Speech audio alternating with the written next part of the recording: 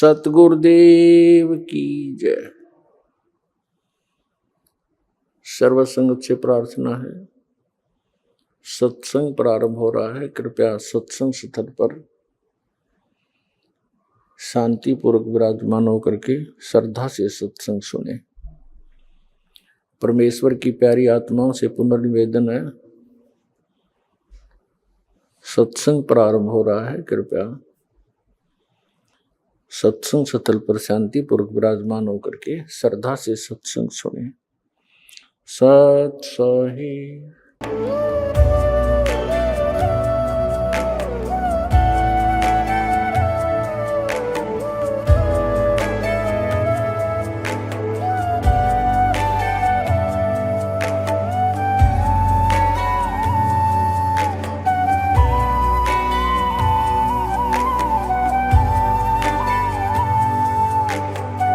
पूर्ण परमात्मा पाप कर्म दंड को भी काट सकता है।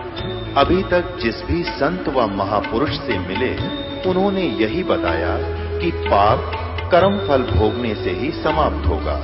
वो प्रभु कौन है जो पाप कर्म को काट देता है, वो काल के बंधन से छुड़वा देता है। उसका क्या नाम है, पूजा की विधि क्या है? कृपया अवश्य सुनिए जगत गुरु तत्वदर्शी संत रामपाल जी महाराज के अमृत वचन। नमस्कार दर्शकों, आज के हमारे इस वीडियो का विषय है धर्मगुरु क्यों नहीं समझ पाए अपने धर्म ग्रंथों का ज्ञान। यह आज के दौर में एक अत्यंत महत्वपूर्ण और चिंतनशील विषय है, क्योंकि धर्मगुरु समाज के मार्गदर्शक होते हैं और उनके ज्ञान पर ही हमारी धार्मिक और आध्यात्मिक यात्रा निर्भर करती है। हमारे समाज में धर्मगुरुओं का महत्वपूर्ण स्थान है। वे हमें धार्मिक शिक्षा, आध्यात्मिक ज्ञान और नैतिकता का पाठ पढ़ाते हैं। लेकिन जब वही धर्मगुरु अपने धर्म ग्रंथों का सही अर्थ नहीं समझ पाते हों, तो क्या उनके मार्गदर्शन से हम सही दिशा में आगे बढ़ सकते हैं? इसका जवाब है नहीं, क्योंकि जिसे स्वयं सही ज्ञान न हो, वह समाज का क्या मार्गदर्शन करेगा, यह तो हम सभी समझ सकते हैं। धर्म ग्रंथ जैसे वेद, गीता, कुरान, बाइबल और गुरु ग्रंथ साहिब हमें अध्यात्म का सही मार्ग दिखाते हैं। इनमें अध्यात्म के गहरे रहस्य, नैतिकता और आध्यात्मिकता के विषय में अमूल्य ज्ञान छिपा है। लेकिन आज धर्म गुरुओं का अपने धर्म ग्रंथों का सही ज्ञान न होना एक गंभीर समस्या है, जिसके कारण वे पुरानी रूढ़ियों और परंपराओं को ही धर्म का वास्तविक रूप मानकर प्रस्तुत करते हैं, जिससे समाज में भ्रम, पाखंड और अंधविश्वास फैलता है। इससे मानव जीवन नष्ट हो जाता है, क्योंकि सही मार्गदर्शन के अभाव में लोग अपने जीवन के उद्देश्य को नहीं समझ पाते और अनेक संतों के पास भटकते रहते हैं। लेकिन वर्तमान समय में हमें ऐसे संत की आवश्यकता है जो धर्म ग्रंथों का सही अर्थ समझें और उसे मानव समाज के सामने सही रूप में प्रस्तुत करें। दर्शकों, संत रामपाल जी महाराज एक ऐसे ही पूर्ण संत हैं जो वेद, गीता, कुरान, बाइबल और गुरु ग्रंथ साहिब का सही ज्ञान प्रदान कर रहे हैं। उनके सत्संग और शिक्षाएं हमें सच्चे आध्यात्मिक मार्ग पर चलने के लिए प्रेरित करती हैं। तो आज के इस वीडियो में हम अध्यात्म के कुछ ऐसे ही प्रश्नों के उत्तर जानने वाले हैं जिन्हें जानने की जिज्ञासा अक्सर मानव में बनी रहती है। तो चलिए शुरू करते हैं। सवाल नंबर 1, प्रत्येक धर्म के धर्म गुरु परमात्मा यानी अल्लाह को निराकार अर्थात बेचून बताते हैं। लेकिन परमात्मा साकार है या निराकार? वेदों, कुरान, बाइबल, गुरु ग्रंथ साहिब में परमात्मा के विषय में क्या बताया गया है? यह प्रश्न सदियों से चला आ रहा है कि परमात्मा साकार है या निराकार, और यह सवाल जितना पुराना है, उतनी पुरानी धारणा भी सभी धर्मों में बनी हुई है कि परमात्मा निराकार अर्थात बेचून है। लेकिन सच क्या है, यह तो हमें अपने पवित्र धर्म ग्रंथों को देखने के बाद ही पता चलेगा। तो चलिए अपने धर्म ग्रंथों को देखते हैं कि सच्चाई क्या है। सभी धर्मों को जानने के लिए उनके पवित्र सदग्रंथों को ही आधार मानना चाहिए, ना कि किसी धर्म के व्यक्ति क्या कह रहे हैं और क्या पूजा कर रहे हैं उसको आधार नहीं मानना चाहिए। ना फिर इन पुस्तकों की आवश्यकता क्या थी, जिनको आज तक सिर पर रखे घूम रहे थे कि इनमें सर्वश्रेष्ठ ज्ञान है, तो उस ज्ञान को ही आधार मानेंगे। और इस दास के अतिरिक्त विश्व में आज तक इसको कोई क्लियर नहीं कर सका। सर्वप्रथम जानते हैं ईसाई धर्म की पवित्र पुस्तक बाइबल में परमात्मा का स्वरूप क्या बताया गया है। ये पवित्र बाइबल, संपूर्ण जीवन अध्ययन बाइबल,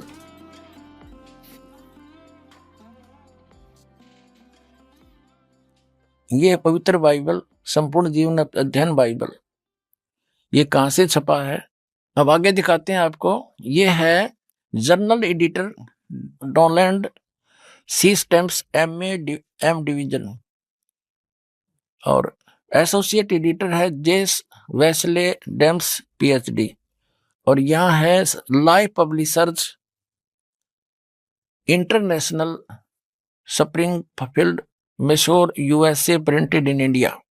अब यहाँ दिखाते हैं पवित्र बाइबल संपूर्ण अध्ययन बाइबल प्रबंधक संपादक डेविड स्टुअर्ट्स, अंग्रेजी प्रधान संपादक डोनाल्ड सी स्टैम्प्स एमए एमडीवी, संयुक्त संपादक हैं जे वेस्ले आदम्स पीएचडी, संपादक समिति, ये सारा कुछ इसमें लिखा हुआ है, यहां से देख लें,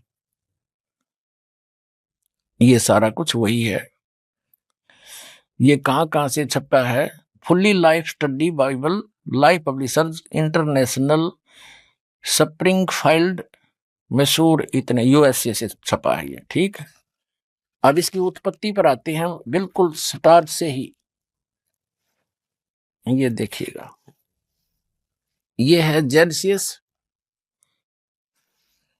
यानी उत्पत्ति, आरंभ होती है। आदि में परमेश्वर ने आकाश और पृथ्वी की सृष्टि की, यानी ये बहुत सिंपल उसमें लिख रखा है।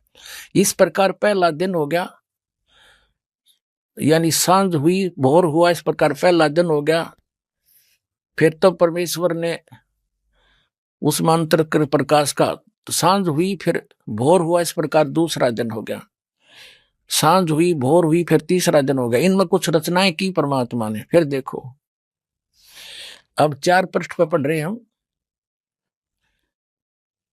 सांझ हुई फिर भोर हुआ, चौथा दिन हो गया। अब फिर हम यहाँ आगे 5 पृष्ठ पे जिन उत्पत्ति पढ़ रहे हैं, जेनेसिस। ये सांझ हुई फिर भोर हुआ, 5वां दिन हो गया। अब हम 6ठे दिन में आएंगे।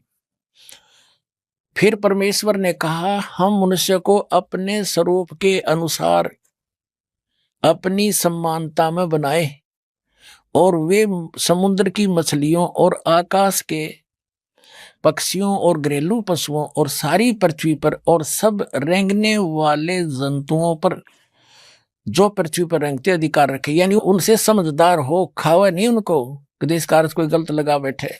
फिर कहते, तब परमेश्वर ने मनुष्य को अपने स्वरूप के अनुसार उत्पन्न किया। अपने स्वरूप के अनुसार परमेश्वर ने उसको उत्पन्न किया, नर और नारी करके उसने मनुष्यों की सृष्टि की। तो पुण्यात्माओं, कैसा है भगवान? नर आकार हमारे जैसा। अब उसने परमात्मा ने मनुष्यों को अपने जैसा ही रचा। तो कैसा है भगवान? साकार है, नर आकार है, सह शरीर है, उसका नाम कबीर है। ये आगे सिद्ध करेंगे। अब देखते हैं इस्लाम धर्म की पाक पुस्तक कुरान शरीफ से। पवित्र कुरान शरीफ हमने फिर उठा ली है। यह वह इलामी किताब है जिसमें कोई संदेह की गुंजाइश नहीं। शास्त्रीय अरबी पद्धति पर नागरी लिपि में ये कुरान शरीफ कंप्लीट देखें। और ये मुतरजम ये है शास्त्रीय अरबी पद्धति पर नागरी लिपि में। इसका सह अनुवाद सटीपन ये इसकी हिंदी है। रूपांतरकार है नंद कुमार अवस्थी, शेरवाणी संस्करण। यहां देखते हैं, जालिकल किताबों लारैब ज सलाफी जय। यह वह इलामी किताब है जिसमें कोई संदेह की गुंजाइश नहीं। कुरान शरीफ ये अनुवाद टिप्पण शास्त्रीय अरबी पद्धति पर नागरी लिपि में शेरवाणी संस्करण। प्रकाशक हैं लखनऊ किताब घर, मौसम बाग, सीतापुर रोड, लखनऊ। इतने। अब हम इसके आते हैं। अब देखिएगा कुरान शरीफ और सूरत फुरकानी 25 604 पृष्ठ पे हम यहां से पढ़ने लगेंगे। जैसे पहले भी पढ़ा था, 52 आयत को हम पढ़ेंगे। फला तुतियल काफिरिन वह जाहिदुम बिही जिहादन कबीरन, इसका अनुवाद बिल्कुल सामने हिंदी में कर दिया उन्हीं ने। तो ए पैगंबर तुम काफिरों का कहा न मानना, ये कुरान शरीफ का ज्ञानदाता कह रहा है हजरत मोहम्मद जी को कह रहा है। और इस कुरान की दलीलों से उनका सामना बड़े जोर से करो। इन्होंने कबीर का अर्थ बड़ा कर दिया, ठीक है। अब हम आते हैं 607 पृष्ठ पे, सूरत फुरकानी 25, और यहां आ गया है। अब हम 53वीं आयत पढ़ेंगे। और वही है जिसने दो दरियाओं को मिला चलाया, एक का पानी मीठा प्यास बुझाने वाला और एक का खारी कड़वा, और दोनों में एक आड़ और मजबूत रोक बना दी। और वही है जिसने पानी की बूंद से आदमी को पैदा किया, फिर उसको साहिबे नसब यानी किसी का बेटा या बेटी, और ससुराल वाला यानी किसी का दामाद बहू बनाया। और तुम्हारा परवरदिगार हर चीज करने पर शक्तिमान है। अब 55 आयत पढ़ेंगे, 54 पढ़ ली। और काफिर अल्लाह के सिवा ऐसों को पूजते हैं जो न उनको नफा पहुंचा सकते हैं और न उनको नुकसान पहुंचा सकते हैं। और काफिर तो अपने परवरदिगार से पीठ दिए हुए हैं, मुंह मोड़े हैं। तो और ए पैगंबर हमने तुमको खुशखबरी सुनाने और सिर्फ अजाब से डराने के लिए भेजा है। हजरत मोहम्मद जी को भेजने वाला वही है जो कुरान शरीफ का ज्ञान दे रहा है। वो कह रहा है कि हमने तुम्हें अजाब से डराने के लिए भेजा। देखिएगा, यहाँ कहते हैं ए पैगंबर हमने तुमको खुशखबरी सुनाने और सिर्फ अजाब से डराने के लिए भेजा है। इन लोगों से कहो कि मैं तुमसे इस अल्लाह के हुक्म पर कुछ मजदूरी नहीं मांगता। हाँ, जो चाहे अपने परवरदिगार तक पहुंचने की राह इख्तियार कर ले। अब 58 नंबर में कहा कि और ए पैगंबर उस जिंदा पर भरोसा रखो। जिंदा महात्मा के रूप में वो अल्लाह अकबर कबीर परमात्मा सतलोक से, उस सच्चे स्थान से, अर्श कुर्स के ऊपर से चलकर आए थे। एक जिंदा महात्मा के रूप में मिले थे। और भी अन्य महापुरुषों को मिले, आदरणीय धर्मदास साहिब जी को मिले, बांधवगढ़ वाले को जिंदा महात्मा के रूप में, आदरणीय मुल्कदास साहिब जी को मिले, आदरणीय नानक साहिब जी को, सिख धर्म के प्रवक्ता को जिंदा महात्मा के रूप में आकर वही अल्लाह अकबर अल्लाह कबीर मिले। आदरणीय दादू साहिब जी को वही जिंदा महात्मा के रूप में मिले। आदरणीय गरीबदास साहिब जी गांव छुड़ानी जिला ददर हरियाणा वाले को वही अल्लाह अकबर यानी कबीर परमात्मा जिंदा महात्मा के रूप में आकर मिले। आदरणीय गीसा दास साहिब जी को गांव खेखड़ा जिला मेरठ ये उत्तर प्रदेश वाले को जिंदा महात्मा के रूप में आकर वो परमात्मा मिलते हैं। ऐसा उसका विधान है। और वेदों में ये प्रमाण है कि वो परमात्मा ऊपर रहता है। राजा की समान देखने में नर आकार है, मनुष्य दृश्य है, वहां से गति करके आता सह शरीर अच्छी आत्माओं को मिलता है। वही अल्लाह अकबर वो पूर्ण परमात्मा आदरणीय हजरत मोहम्मद जी को भी मिले थे और उनको ऊपर लेकर भी गए थे। लेकिन इन्होंने उस जबरील के भय से, डर से उस पूर्ण परमात्मा की बात को स्वीकार नहीं किया था। ये आगे आने वाले समय में पूरा इतिहास सुनाएंगे इस घटना का। अब देखिएगा, हम ये 57 नंबर आयत पढ़ रहे हैं। 57 ए पैगंबर उस जिंदा पर भरोसा रखो जो कभी मरने वाला नहीं है, वास्तव में अविनाशी इमोर्टल वही है। और तारीफ के साथ उसकी पाकी बयान करते रहो। यानी कुरान शरीफ के ज्ञानदाता से अन्य की पाकी बयान करने को कुरान शरीफ का ज्ञानदाता कह रहा है। और अपने बंदों के गुनाहों से वो काफी खबरदार है। जिसने आसमानों और जमीन और जो कुछ उनके बीच में है सबको 6 दिन में पैदा किया और फिर वह तख्त पर जा विराजा। वह अल्लाह बड़ा वो अल्लाह कबीर है, वो अल्लाह कबीर है। अंडरस्टूड हो गए? वो रहमान है और उसकी खबर किसी बाखबर इल्म वाले से पूछ देखो। कुरान शरीफ का ज्ञान दाता भी उससे अनभिज है, उस अल्लाह अकबर को नहीं जानता। अभी आपने दो पवित्र धर्मों के धर्म ग्रंथों से जाना कि परमात्मा यानी अल्लाह मनुष्य सदृश्य है और वह ऊपर तख्त सिंहासन पर बैठा है। चलिए अब जानते हैं हिंदू धर्म ग्रंथ अर्थात विश्व के सबसे प्राचीनतम ग्रंथ वेदों और सिख धर्म के पवित्र गुरु ग्रंथ साहिब से कि आखिर परमात्मा रब कैसा है। पवित्र वेद दिखाते हैं, पवित्र ऋग्वेद आपको दिखाते हैं। पहले पवित्र ऋग्वेद के अंदर ये है ऋग्वेद मंडल नंबर 9 और 10 इकट्ठे ही हैं, अनुवादित हैं। ये कहां से प्रकाशित है? सार्वदेशिक कार्य प्रतिनिधि सभा, महर्षि दयानंद भवन, रामलीला मैदान, नई दिल्ली से। महर्षि दयानंद सरस्वती कृत, मुद्रक है Prince offset printers, 1510, Pataudi house, Daryaganj, नई दिल्ली से।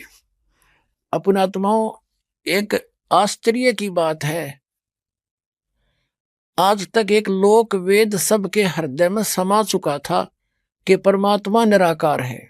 God is formless. मुसलमान भाई कहते हैं अल्लाह तो बेचून है, उसका कोई काया नहीं है, हरनों के ऊपर बैठा सातवें आसमान पर, फिर बिना काया का बैठा कि किस रूप में बैठा है ये तो आज तक निर्णय कर दो। अब यहां क्या बताया है कि ये आर्य समाज के जो प्रवर्तक थे महर्षि दयानंद और उनके जितने आचार्य अनुयायी हैं वो भी परमात्मा को निराकार कहते हैं ठोक के, और वेदों को सच बताते हैं कि वेदों जैसा ग्रंथ पृथ्वी पर नहीं है। हर वेद आप अनुवाद कर रहे हैं, ओए होए।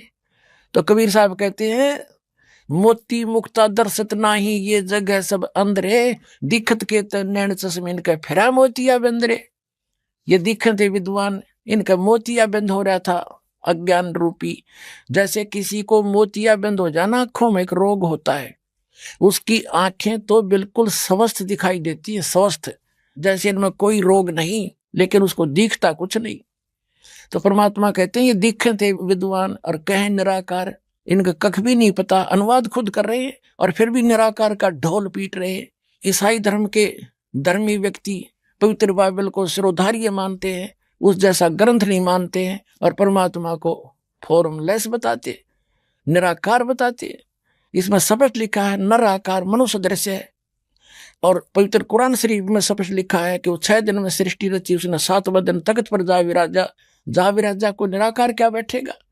वो मनुष्य दृश्य है, वहां जा बैठा, वहां पर तो बैठा है तो कोई आकार है उसका। हम ऋग्वेद पढ़ रहे हैं, ऋग्वेद आपको इसका पूरा प्रकरण दिखा दिया था। ऋग्वेद मंडल नंबर 9 सूक्त नंबर 86 मंत्र नंबर 26 में कहा है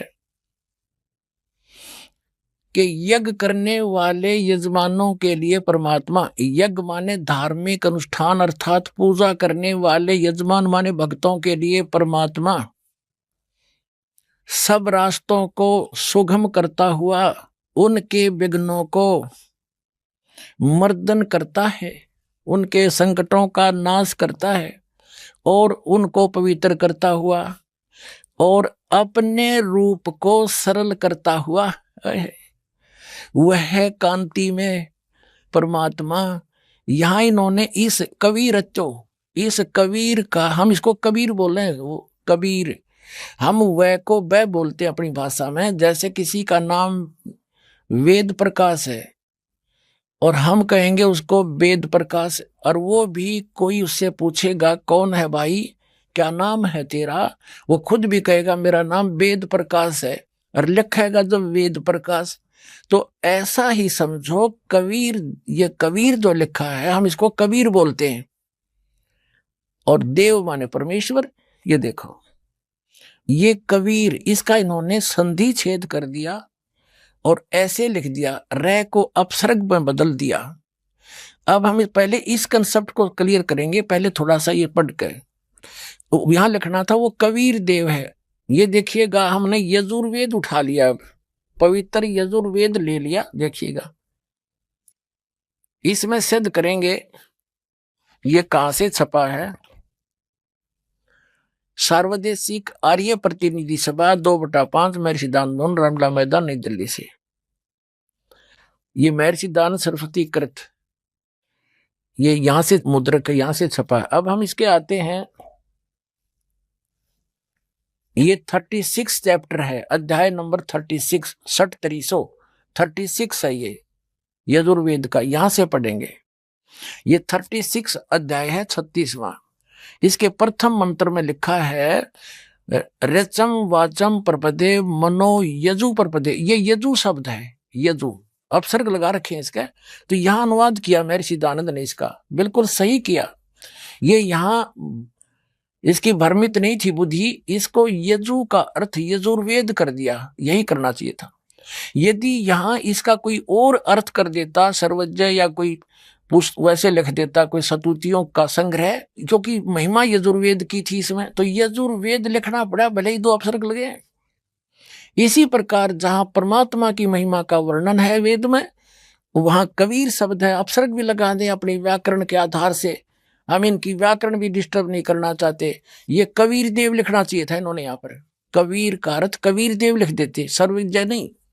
हम उसको कबीर साहब कहते हैं, कुरान शरीफ में उसको अल्लाहू अकबर अल्लाह कबीर कहते हैं, और हम उसको कबीर देव कबीर साहब कहते हैं। वेदों में उसको कबीर देव कहते हैं, हम उसको कबीर देव बोलने लाएंगे, कबीर साहब, कबीर परमात्मा, साहब कहो, राम कहो, अल्लाह कहो।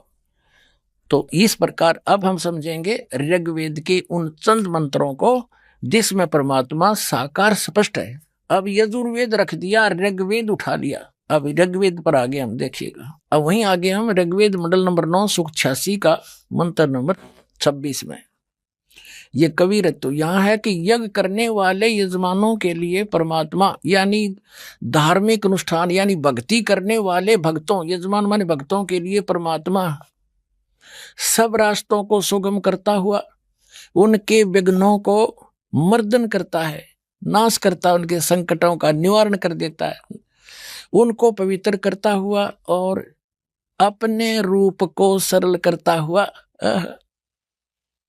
वह कांति में परमात्मा। यह लिखना था कबीर देव, सर्वज्ञ नहीं करना चाहिए अर्थ।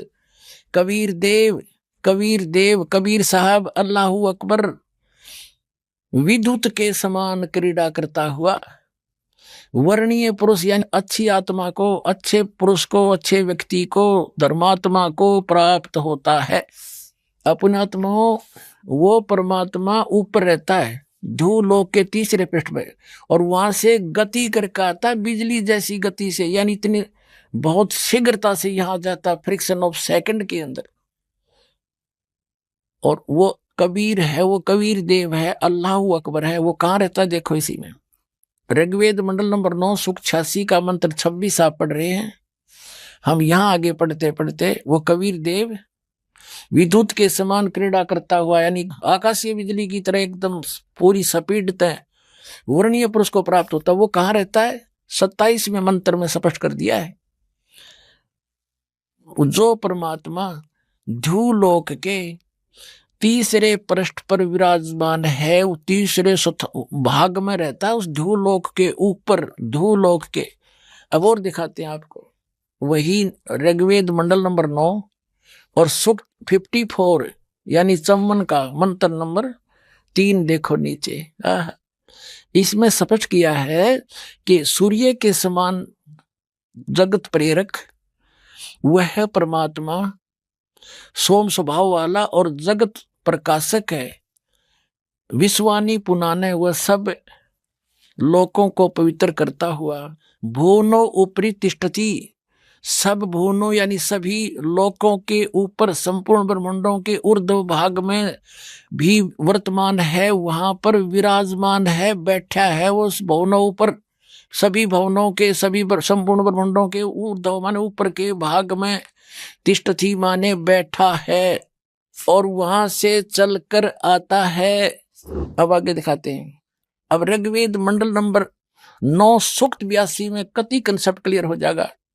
ऋग्वेद मंडल नंबर 9 सूक्त 82 और मंत्र नंबर 1 में क्या कहा है? वह है जो सर्वोत्पादक प्रभु यानी सबकी उत्पत्ति करने वाला, 6 दिन में सृष्टि रच के 7वें दिन तख्त पर बैठने वाला, प्रकाश रूप सद्गुणों की वृष्टि करने वाला, पापों का हरण करने वाला, वह राजे, ये संस्कृत है। इसका अर्थ है राजा के समान। राजा के, ये 269 पृष्ठ पे है राजा के, और इधर देखो 270 पृष्ठ पे, 270 पृष्ठ पे राजा के समान दर्शनीय है, देखने में राजा के समान है, तख्त पर विराजमान है, सिर पर मुकुट है उसके, और वह पृथ्वी आदि लोक लोकांतरों के चारों ओर शब्दमान हो रहा है। वह वर्णीय पुरुष को, अच्छी आत्मा को, जो दृढ़ भक्त है उसको पवित्र करता हुआ प्राप्त होता है। कैसे? जिस प्रकार विद्युत सने वाले स्थानों को आधार बनाकर प्राप्त होता है। आगे वो किस लिए आता है? उद्देश्य क्या होता है आने का?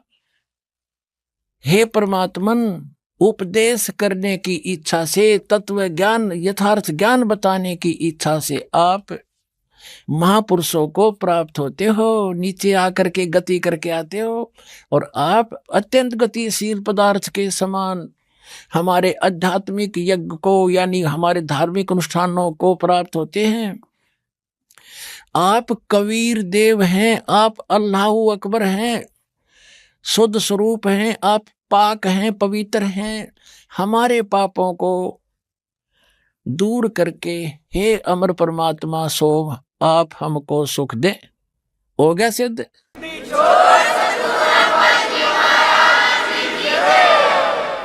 अब 3 पवित्र धर्मों के सदग्रंथों से सिद्ध हो गया कि वो परमात्मा नर आकार है, मनुष्य दृश्य है, और ऊपर के लोक में तख्त के ऊपर विराजमान है, सब ब्रह्मांडों के ऊपरी स्थान पर, और वहां से गति करके सह शरीर आता है, या तत्व ज्ञान प्रकाश करता है। परमात्मा के साकार स्वरूप का वर्णन करते हुए गुरु नानक जी ने गुरु ग्रंथ साहिब के पेज नंबर 567 में लिखा है कि वड्डा साहिब है आप अलख पारा, तेरे बंके लोएण दंतरी साला, सोने नक जैन लंबड़े वाला, कंचन काया सोने की ढाला, हंस हंसा बग बग्गा लह मन की जाला, बंके लोएण दंतरी साला, तेरी चाल सुहावी मधुराड़ी बाणी,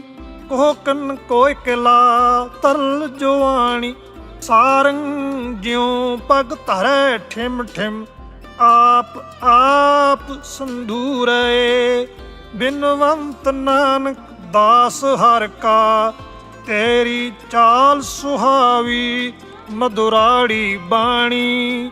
साथ ही श्री गुरु ग्रंथ साहिब पृष्ठ 1257 मलार महल्ला 1 घरू 2 में लिखा है कि बागे कापड़ बोले बैण, लम्मा नक काले तेरे नैण, कभू साहिब देखिया पैण, ऊडा ऊड चढ़ा आसमान, साहिब समृथ तेरा ताण, जल थल डूंगर देखा तीर, थान थनंतर साहिब बीर, जेन तन साज दिए नाल खंभ, अत तृष्णा उडने की डंझ, नदर करे तां बंधा तीर, ज्यों वे खाले त्यों वे खांबीर, ना ए तन जाएगा ना जाएंगे खंभ, पौने पानी अग्नि का संबंध, नानक कर्म होवे जपिए कर गुर पीर, सच समावे ए शरीर। दर्शकों, इन वाणियों में नानक जी ने कहा है कि सर्वशक्तिमान परमात्मा के भेद को कोई नहीं जानता। मैंने उस परमात्मा को देखा है, उसका दर्शन किया है। हे सर्वशक्तिमान परमात्मा, आपकी सुंदर आंखें हैं, सुंदर दांत हैं, आपका नाक भी अति सुंदर है, आपके बाल चमकीले लंबे हैं, आपका शरीर स्वर्ण जैसा है, आपकी चाल मोहक है, आपकी वाणी मधुर है, कोयल जैसी सुरीली है, आप सारंग पक्षी के समान ठुमक ठुमक कर चलते हो, लंबा नाक, आंखें सुंदर हैं। अर्थात सिख धर्म के पवित्र श्री गुरु ग्रंथ साहिब से भी सिद्ध होता है कि परमात्मा साकार है। साथ ही परमेश्वर का साक्षात्कार करने वाले हरियाणा के सुप्रसिद्ध संत गरीबदास जी ने परमेश्वर के विषय में बताया है कि हमरे ही हुनियारे है हमारा सिरजनहार, गरीबदास विधि भेद सुन खुला मुक्ति द्वार। यानी परमात्मा हमारे जैसा अर्थात मानव सदृश साकार है। दर्शकों, इन सभी प्रमाणों को देखकर अब आपको यह तो पता चल गया होगा कि सदियों से अध्यात्म की जो गुत्थी उलझी हुई थी उसे संत रामपाल जी महाराज ने धर्मशास्त्रों के प्रमाण देकर सुलझाया है और यह सिद्ध किया है कि परमात्मा अल्लाह निराकार नहीं है बल्कि मनुष्य सदृश साकार है और उसका नाम कबीर है। इससे यह भी पता चलता है कि हमारे धर्म गुरुओं को सद्ग्रंथों का ज्ञान नहीं है, अन्यथा वे परमात्मा को निराकार नहीं बताते।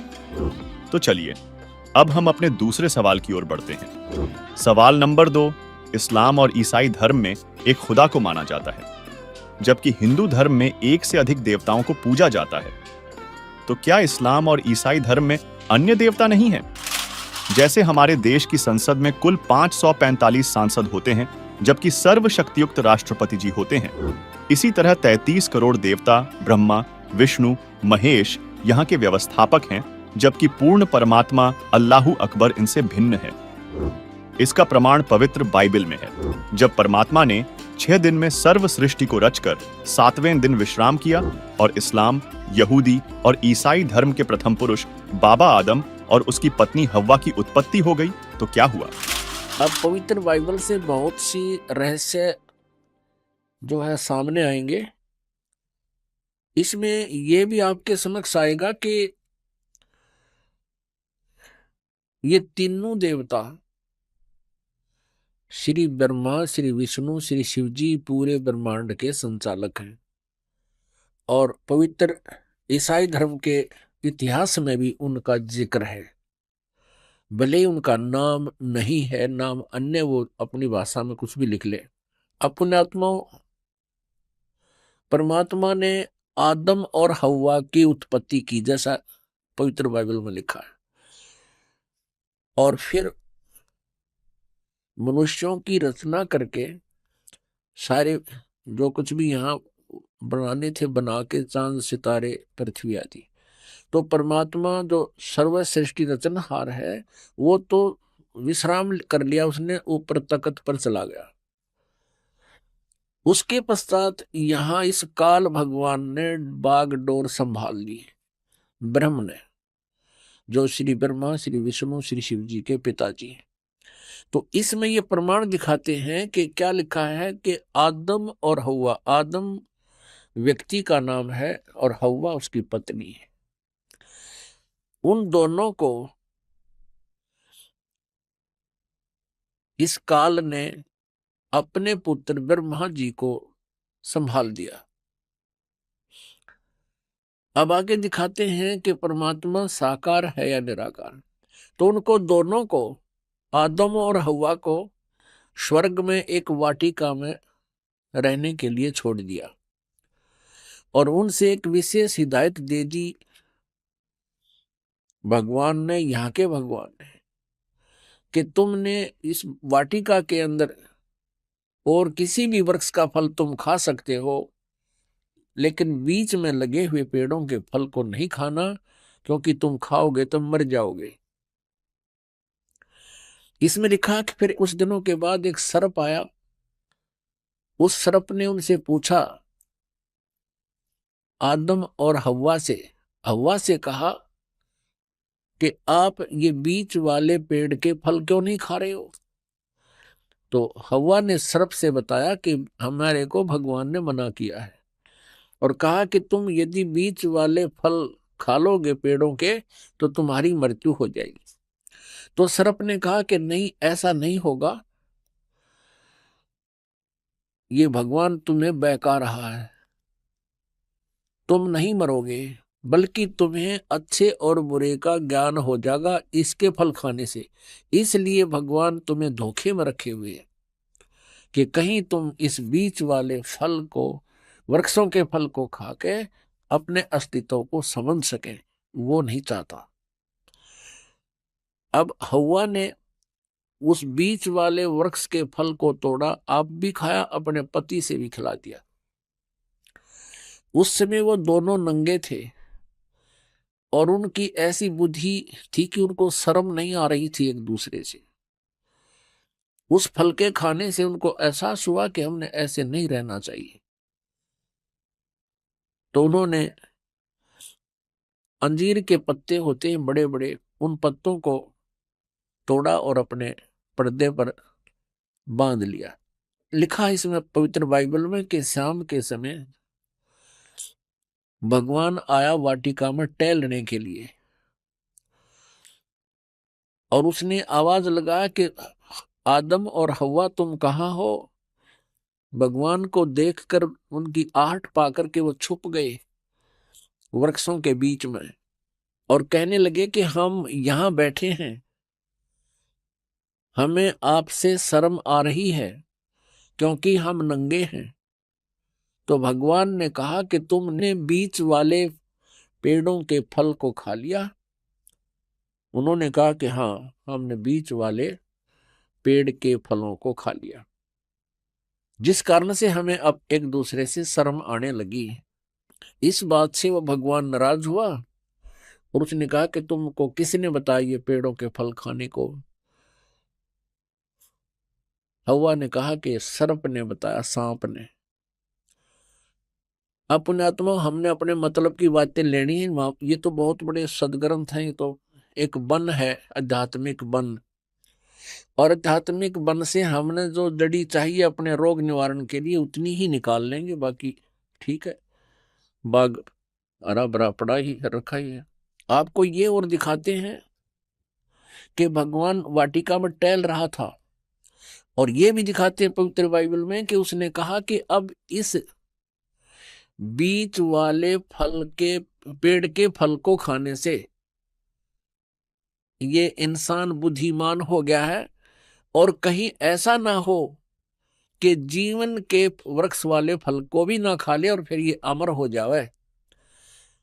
इसलिए उसको वाटिका से निकाल दिया उनको, और उनके चमड़े के कपड़े बनवाए भगवान ने। तो भगवान निराकार की तरह गया। कहां से हुआ निराकार, ये कहां से लाए ये थ्योरी, ये सिद्धांत, ये देखिएगा। ये हम पढ़ रहे हैं पवित्र बाइबल, और जेनेसिस 3 यानी 3रा अध्याय, मनुष्य का पतन, प्रश्न नंबर 9 पे। यहोवा परमेश्वर ने जितने बनेले पशु बनाए थे उन सब में सर्प धूर्त था।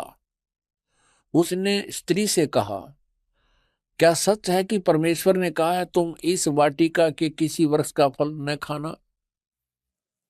स्त्री ने सर्प से कहा, इस वाटिका के वृक्षों के फल हम खा सकते हैं, पर जो वृक्ष वाटिका के बीच में है इसके फल के विषय में परमेश्वर ने कहा है कि न तो तुम उसको खाना और न उसको छूना, नहीं तो मर जाओगे। तब सर्प ने स्त्री से कहा, तुम निश्चय न मरोगे,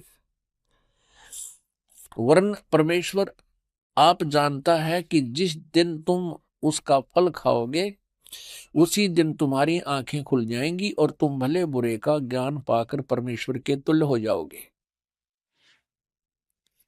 अतः जब स्त्री ने देखा कि उस वृक्ष का फल खाने के लिए अच्छा है और देखने में मन भाऊ और बुद्धि देने के लिए चाहने योग्य भी है, तब उसने उसमें से तोड़कर खाया और अपने पति को भी दिया, उसने भी खाया। तब उन दोनों की आंखें खुल गई और उनको मालूम हुआ कि वे नंगे हैं, इसलिए उन्होंने अंजीर के पत्ते जोड़ तोड़ कर लंगोट बना लिए। तब यहोवा परमेश्वर, जो कि दिन के ठंडे समय यानी शाम को या सुबह वाटिका में फिरता था, अब देखो, तब यहोवा परमेश्वर, यानी ये यहोवा कहो से परमेश्वर को, जो कि दिन के ठंडे समय वाटिका में फिरता था, घूमया करता था, का शब्द उनको सुनाई दिया, उसके पैरों की आवाज सुनाई दी। तब आदम और उसकी पत्नी वाटिका के वृक्षों के बीच में छुप गई। वृक्षों के बीच यहोवा परमेश्वर से छिप गए। तब योहा परमेश्वर ने पुकार कर आदम से पूछा, तू कहाँ है? जिस भगवान ने न्योय नहीं बेरा आदम कित से, तो बताओ परमात्मा है या नहीं, ये भी शंका होगी हमें। तब योहा परमेश्वर ने पुकार कर आदम से पूछा, तू कहाँ है? उसने कहा, मैं तेरे शब्द बारी में सुनकर डर गया, क्योंकि मैं नंगा था इसलिए छिप गया। अब उसने कहा, किसने? योहा परमेश्वर ने कहा कि किसने तुझे बताया कि तू नंगा है? जिस वृक्ष का फल खाने को मैंने तुझे मना किया, क्या तूने उसका फल खा लिया? आदम ने कहा, जिस स्त्री को तूने मेरे संग रहने को दिया है, उसी ने उस वृक्ष का फल मुझे दिया और मैंने खाया। तब योहा परमेश्वर ने स्त्री से कहा कि तूने यह क्या किया है? स्त्री ने कहा कि सर्प ने मुझे बहका दिया, तब मैंने खाया। प्रश्न नंबर 10 पर आप देखेंगे, उत्पत्ति ग्रंथ अध्याय 3 और 4 आप पढ़ रहे हैं, अभी 3 चल रहा है। इसमें क्या लिखा कि आदम ने अपनी पत्नी का नाम हव्वा रखा, क्योंकि जितने मनुष्य जीवित हैं उन सब की आदि माता वही है। और योहा परमेश्वर ने आदम और उसकी पत्नी के लिए चमड़े के अंग रखे बनाकर उन्हें पहना दिए। ये भगवान निराकार कहां से सारी बात करे, उनके कपड़े बुनवावे, घूमे फिरे, बोले बतलावे। फिर योहा परमेश्वर ने कहा कि मनुष्य भले बुरे का ज्ञान पाकर हम में से एक के समान हो गया है। अब भगवान एक से अनेक हो गए। फिर योहा परमेश्वर ने कहा कि मनुष्य भले बुरे का ज्ञान पाकर हम में से एक के समान हो गया। इससे सिद्ध है ये भगवान इस सतर के एक से अधिक हैं। इसलिए अब ऐसा ना हो कि वह हाथ बढ़ाकर जीवन के वृक्ष का फल तोड़ खा ले और वो सदा जीवित रहे। एक और प्रमाण दिखाते हैं इसी पवित्र बाइबल में, ये देखिएगा। ये प्रश्न नंबर 11 पर भी यही समर्थन है। ये उत्पत्ति ग्रंथ है,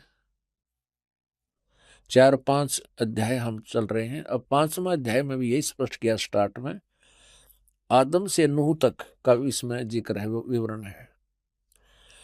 आदम की वंशावली यह है कि जब परमेश्वर ने मनुष्य की सृष्टि की तब अपने ही स्वरूप में उसको बनाया। अब डबल दूसरी बार फिर यहां पर प्रमाणित कर दिया कि परमेश्वर ने मनुष्य की सृष्टि की तब अपने ही स्वरूप के अनुसार में उसको बनाया। उसने नर और नारी करके मनुष्य की सृष्टि की और उन्हें आशीष दी और उनकी सृष्टि के दिन उसका नाम आदम रखा। अब स्पष्ट हो गया, 2 बार फिर कह दिया। अब आगे दिखाते हैं, ये भी दिखाते हैं कि ये 3 हैं जो इनको कंट्रोल करते हैं। किसको? ईसाई धर्म को। ये देखिएगा, वो 3 हैं, 3 का भी प्रमाण आपको देते हैं। ये देखिएगा, ये है 24 पृष्ठ और वही उत्पत्ति यानी जेनेसिस 17-18। 3 अतिथि। अब्राहम ममरे के बांज वृक्षों के बीच कड़ी धूप के समय तंबू के द्वार पर बैठा हुआ था अब्राहम। तब योहा ने उसे दर्शन दिया। उसने आंखें उठाकर दृष्टि की तो क्या देखा कि 3 पुरुष उसके सामने खड़े। ये तीनों ब्रह्मा विष्णु महेश। जब उसने उन्हें देखा तब उनसे भेंट करने के लिए तंबू के द्वार से दौड़ा और भूमि पर गिरकर दंडवत किया और कहने लगा, हे प्रभु, यदि मुझ पर तेरी अनुग्रह दृष्टि है तो मैं विनती करता हूं, अपने दास के पास से चले न जाना। मैं थोड़ा सा जल लाता हूं और आप अपने पांव धोकर इस वृक्ष के नीचे विश्राम करें। फिर मैं एक टुकड़ा रोटी ले आऊं और उसे आप अपने अपने जीव के को तृप्त करें, तब उसके पश्चात आगे बढ़ें, क्योंकि आप अपने दास के पास इसलिए पधारे हैं। उन्होंने कहा, जैसा तू कहता है वैसा कर। अब देखो पुण्यात्मा, इस पवित्र बाइबल ने यह सिद्ध कर दिया कि परमात्मा मनुष्य सदृश है वो साकार है, मनुष्य जैसा है, क्योंकि उसने मनुष्यों की सृष्टि अपने स्वरूप के अनुसार की है। दूसरा कंसेप्ट ये क्लियर कर दिया कि 7वें दिन तख्त पर जा बैठा, उसने विश्राम किया। उसके बाद इस काल के हाथ में बागडोर आ गई, ब्रह्म के हाथ में, और इसने अपने तीनों पुत्रों को ये बागडोर संभाल रखी है, श्री ब्रह्मा, श्री विष्णु, श्री शिव जी को। आपने ये भी देख लिया कि भगवान किसी दृष्टिकोण से भी निराकार नहीं है, वो साकार है। पूर्ण परमात्मा भी साकार है जिसने सारे ब्रह्मांडों की रचना की, और आगे ये देवता भी साकार है जो वाटिका में घूम रहा है, उनसे बातें कर रहा है, उन आदम और हवा के कपड़े सिलवा रहा है। और फिर अब्राहम नाम के एक महापुरुष हुए हैं इसी ईसाई धर्म में, ईसा जी से पूर्व की बातें हैं, आदम जी के बाद की बातें। तो उसने देखा कि 3 भगवान खड़े सामने, उनको दंडवत प्रणाम किया। तो परमात्मा निराकार कहां से रहा, ये कहां से लाई ये सिद्धांत? ये था लोकवेद। लोकवेद वो होता है जो दंत कथा होती है, जो सदग्रंथों के विपरीत होता है, उसको लोकवेद। इससे स्पष्ट है कि हिंदू धर्म में ही नहीं बल्कि इस्लाम, ईसाई सभी धर्मों के व्यवस्थापक ये ही देवी देवता हैं, जबकि पूर्ण परमात्मा इनसे भिन्न है। सवाल नंबर 3, परमात्मा को हर कोई पाना चाहता है, जिसके लिए सभी व्यक्ति अलग अलग तरह की भक्ति क्रियाएं करते हैं। तो जब सबका मालिक एक है तो फिर अलग अलग भक्ति क्यों, और उस एक परमात्मा को पाने का वास्तविक भक्ति मार्ग कौन सा है? यह बात सत्य है कि सबका मालिक एक है, यानी सृष्टि को बनाने वाला सर्वशक्तिमान परमात्मा एक है, और उसके पाने की भक्ति विधि भी एक है और उसका मंत्र भी एक ही है। सुनिए परमात्मा को पाने के वास्तविक भक्ति मार्ग के विषय में बाखबर तत्वदर्शी संत रामपाल जी महाराज के मुखारबिंद से आध्यात्मिक सत्संग।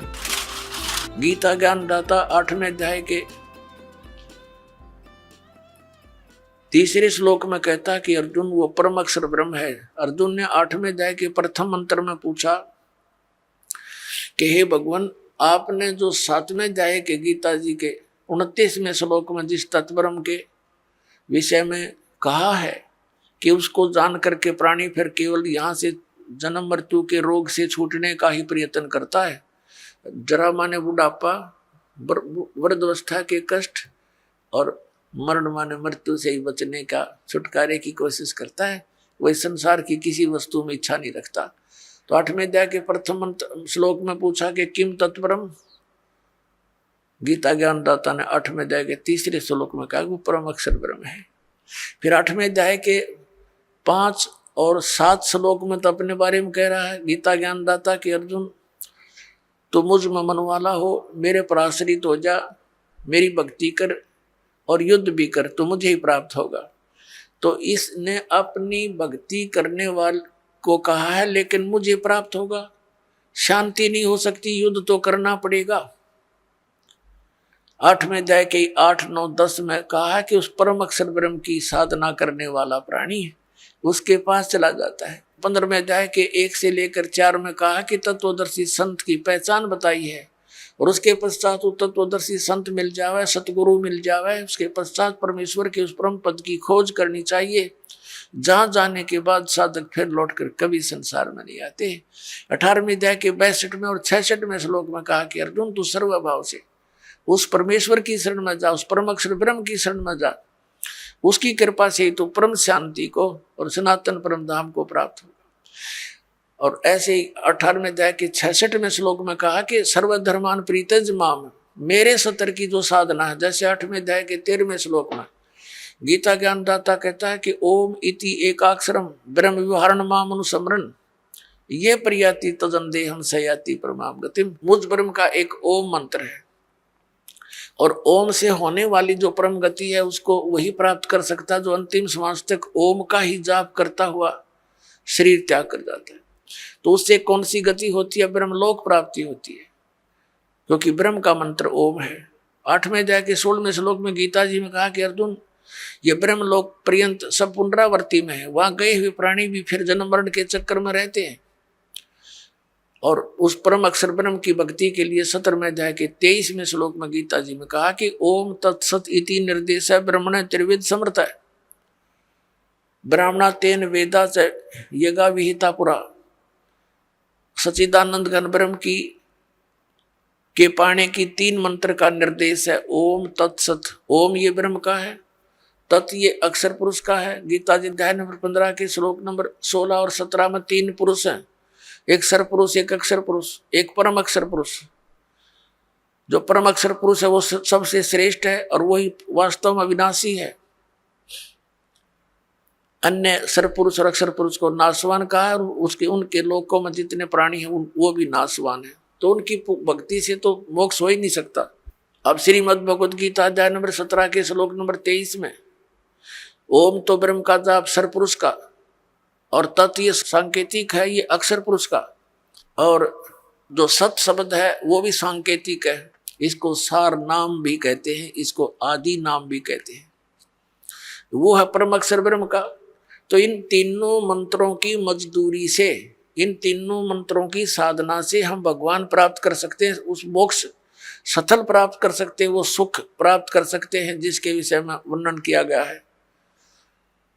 अब जैसे हम हैंडपंप लगाते हैं तो हैंडपंप में हम बोकी मारते हैं, तो ये बोकी और हैंडपंप ये हमारा उपास्य नहीं है, लेकिन इस तरीके बिना वो उपास्य वस्तु नहीं मिल सकती है, वांछित वस्तु नहीं मिल सकती, जल नहीं मिल सकता। तो ये पूजा नहीं कर रहे हम तो वो साधन अपनाया है जिससे वो जल मिल जाए।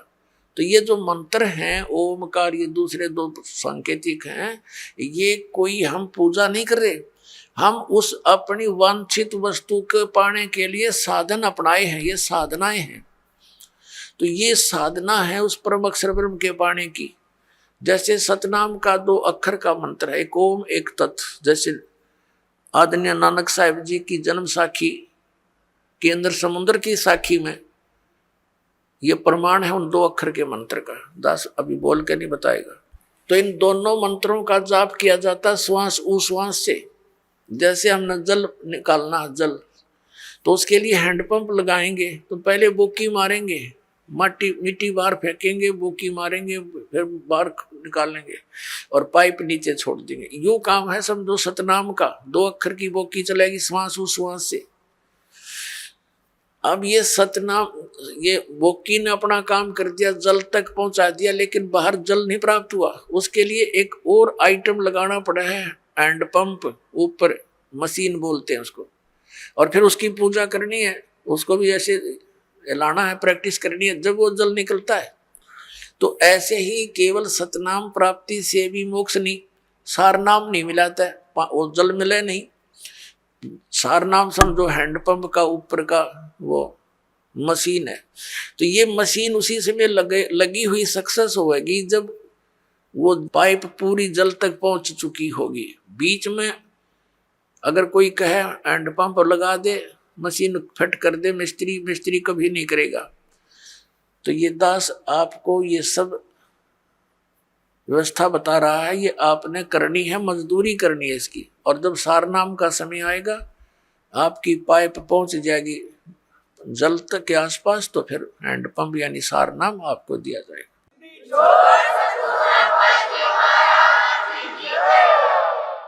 तो इस प्रकार हम इस ओम, उस परम अक्षर ब्रह्म के पाने का ओम तत्सत, ये 3 मंत्र का जाप है। ओम ये ब्रह्म का है, तत् ये अक्षर पुरुष का है, उसको परब्रह्म भी बोलते हैं, और सत ये परम अक्षर ब्रह्म का, इसको पार ब्रह्म कहते हैं। पार ब्रह्म, एक परब्रह्म एक पार ब्रह्म। ब्रह्म तो ये सरपुरुष है, ये काल भगवान 21 ब्रह्मांड का स्वामी।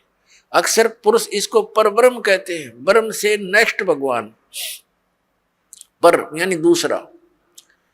और इससे ऊपर पार ब्रह्म, पार ब्रह्म माने सबसे परले पार का, सबसे ऊपर वाला, वो पार ब्रह्म होता है। जैसे आप संतों की वाणी में पार ब्रह्म शब्द सुनते हो, वो परब्रह्म के लिए नहीं है, वो पार ब्रह्म यानी उस सत्य पुरुष की तरफ संकेत है, परम अक्षर ब्रह्म की तरफ संकेत है। तो जैसे तो उस परमात्मा के पाने का फिर 3 मंत्र का जाप है, ओम तत्सत। तो इस प्रकार हम उस परमात्मा को पाएंगे। कैसे पाएंगे? गीता जी अध्याय नंबर 18 के श्लोक नंबर 66 में कहा है, इस गीता ज्ञानदाता ब्रह्म ने सर्वधर्मान परित्यज माम एकम शरणम व्रज। अहम तवा सर्व पापेभ्य मोक्षामि मा शुच। ये क्या कहता है कि मेरे सत्र की जितनी पूजाएं हैं वो मुझ में छोड़ दे, मुझे दे दे मेरे सत्र का जो तूने मजदूरी करी है, फिर मैं तुझे यहां से जाने दूंगा नहीं। तू मेरा बंधक मजदूर है और मेरा कर्ज उतार दे, फिर तू उसकी शरण में जा। एकम, एकम माने जिसके बराबर दूसरा ना हो, अद्वितीय, जिसके समान दूसरा कोई शक्तिशाली भगवान ना हो, उस एकम शरणम व्रज, उसकी शरण में जा। हरिन अज्ञानी हमारे धर्म गुरुओं ने अनुवाद करता ऋषि मंडलेश्वर ने अनर्थ कर रखे गीता जी में। अनुत्तम मान्यता थी, उत्तम बता रहे हैं ये। देखिए ने व्याकरण बदल डाली अपनी अज्ञानता के कारण। और व्रज माने जाना होता है, ये आना बोलते हैं, आना लिखा हुआ अनुवाद कर रखा है। इंग्लिश का वर्ड है गो, और गो माने जाना होता, आना तो हो ही नहीं सकता। ये तो मूर्ख, अगर कोई उस सेंटेंस को ना समझकर उसका अर्थ आना कर रहा है तो वो बिल्कुल अज्ञानी व्यक्ति है। वो आशय को समझा नहीं, उस प्रकरण के आशय से वो परिचित नहीं है। अब ये जैसे गीता जी अध्याय नंबर 2 के श्लोक नंबर 7 में अर्जुन स्वयं स्वीकार रहा कि मैं आपकी शरण हूं, आप मेरे गुरु हो, मेरी बुद्धि काम नहीं करती, मुझे निर्णायक ज्ञान दो, मैं आपकी शरण हूं। अब यहाँ फिर नो कहो है कि मेरी शरण में आ जाओ, उसकी शरण तो पहले कह रहा है मैं तो तेरी शरण खड़ा हूं, और सब धर्मों के कर्मों को मुझ में छोड़कर मेरी ये शरण में आ जा। अकल देखो इनकी, इन्हें बहुत सी जगह ऐसे अनर्थ कर रखे जहां ये समझ नहीं सके।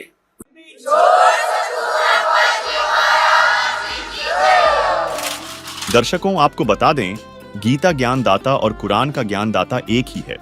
जिस तरह गीता अध्याय 17 श्लोक 23 में पूर्ण परमात्मा सच्चिदानंद घन ब्रह्म की भक्ति के 3 मंत्र ओम तत्सत का संकेत किया गया है, ठीक उसी तरह कुरान मजीद की सूरह अश-शूरा के आयत 2 में अल्लाहु अकबर की यथार्थ पूजा के अयन सीन काफ मंत्र का संकेत कुरान ज्ञानदाता ने किया है। इसका निर्णय करते हुए बाखबर तत्वदर्शी संत रामपाल जी महाराज ने बताया है कि कुरान में अरबी भाषा की वर्णमाला के अक्षर अयन सीन काफ क्रमशः देवनागरी लिपि के अक्षर अ से कौ हैं। जैसे ओम मंत्र का पहला अक्षर अ है, इसलिए ऐन अक्षर ओम का सांकेतिक है। इसी तरह तत् यह सांकेतिक मंत्र गीता में भी लिखा है। इसके यथार्थ मंत्र का पहला अक्षर स है, इसलिए सीन अक्षर उसी की ओर संकेत करता है, तथा जो तीसरा सत मंत्र है उस यथार्थ मंत्र का पहला अक्षर क है, इसलिए काफ अक्षर उसी की ओर संकेत है और परमात्मा प्राप्ति के इन वास्तविक मंत्रों को पूर्ण संत उपदेश देते समय प्रदान करता है। सवाल नंबर 4, प्रारब्ध कर्मों के कारण आज प्रत्येक प्राणी दुखी है, तो वह परमात्मा कौन है जिसकी भक्ति करने से प्रारब्ध कर्म अर्थात पाप कर्म समाप्त हो जाते हैं? दर्शकों, प्रत्येक साधक अपने दुख निवारण के लिए साधु संतों मौलवियों के पास जाता है, जो पहले तो धार्मिक क्रियाएं बताते हैं, जब उनसे कोई लाभ नहीं होता तो कहते हैं कि यह भोगना ही पड़ेगा। इसका क्या समाधान है देखिए। वेदों से तथा जानिए देवताओं, राक्षसों के गुरु दयानंद सरस्वती और वर्तमान धर्मगुरुओं कथावाचकों को अपने शास्त्रों का कितना ज्ञान था। वो किसी के पास जाता है, वो देख जाकर कहता है भी तेरा जो कष्ट है, पीड़ा जो तुझे कांटा लगा हुआ अंदर गहरा, ऊपर नहीं दिखता वो, तो उसके लिए समाधान क्या है? उसका समाधान तो ये है कांटा निकलना चाहिए। और कोई ये कहे कि कांटा तो निकलेगा नहीं, ये तो तेरी एडी में पंजे में लगा ही रहेगा, और भक्ति कर आगे का जीवन तो सफल हो जाएगा। यानी जो तेरे प्रारब्ध के कर्म है ये तो तुझे भोगने पड़ेंगे, और कोई ये कहे कि भक्ति कर आगे सुखी हो जाएगा। पुण्यात्माओं, कोई ये कहे कि तेरे पैर का कांटा तो निकला नहीं और जूता पहन ले आगे कांटे ना लगेंगे, तो कांटा लगे पैर में जूता पहना नहीं जा सकता, वो तो कांटा निकला। और फिर उसको सलाह दी जा कि जूता मत निकाल दी सफर में, तो उस डर के मारे के कहीं फिर ना बात बिगड़ जा, वो कभी जूता नहीं उतारे फिर उस सफर में। तो पुण्यात्माओं, जिनको कर्म के कांटे चुभे हुए हैं और उनको कोई सलाह दे कि ये कर ले वो कर ले, कुछ देर तो करते हैं वो, फिर जब उनको ये सलाह मिलती है, अंत में ये मिल जाता है कि कर्म तो भोगने ही पड़ेंगे, प्रारब्ध के हैं, और भक्ति कर ले। खाक भक्ति करेगा वो, कर ली भक्ति उसने तो फिर वो उस कांटे पे ध्यान रहेगा, पहन सकता जूता उसको। तो कहने का भाव ये है कि हमारे सदग्रंथ जो हमें बताना चाहते हैं, वो हमारे धर्मगुरु परिचित नहीं थे।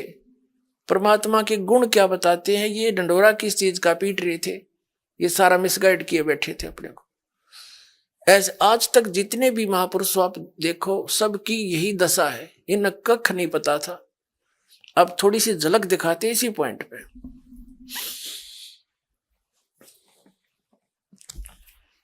ये देखिएगा, ये देवी पुराण है।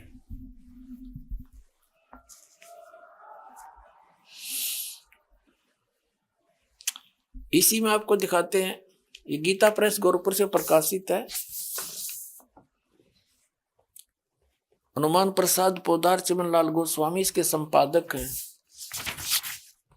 और गीता प्रेस गोरखपुर से ही प्रकाशित है, मुद्रित है। आप जी को थोड़े से सत्संग में इन सभी ऋषि महर्षियों की तलाशी लेकर दिखा दूंगा, ये कितने विद्वान थे और क्या ज्ञान दिया करते थे। ये देखिएगा, ये चौथा स्कंद है और 243 पृष्ठ पे व्यास जी कहते हैं कि प्रहलाद की बात सुनने के पश्चात शुक्राचार्य ज्ञान दृष्टि से सब कुछ देखकर प्रसन्न हो गए, उनका मुख मुस्कान से भर गया। उन्होंने दैत्यों से कहा, दानवों, तुम मेरे यजमान हो, भक्त हो, तुम्हें न तो डरना चाहिए और न पाताल में ही जाना चाहिए। अपने सत मंत्रों के प्रभाव से मैं तुम्हारी रक्षा कर लूंगा।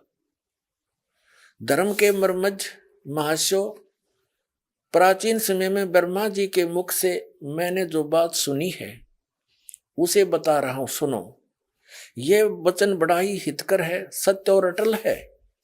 उन्होंने कहा था कि होने वाली बातें अवश्य होकर रहती हैं। धरातल पर कोई भी ऐसा सुयोग्य पुरुष नहीं है जो प्रारब्ध को विफल बनाने में समर्थ हो सके। विपरीत समय के कारण इस समय तुम्हारी शक्ति अक्षीण हो गई है, अतः एक बार तो तुम्हें देवताओं से परास्त होकर पाताल में जाना ही पड़ेगा। समय सदा बदलता रहता है, कुछ ही दिन पूर्व तुम सम्राट रह चुके हो। पुण्यात्मा, इनकी देखिए दोगली बात कैसी है।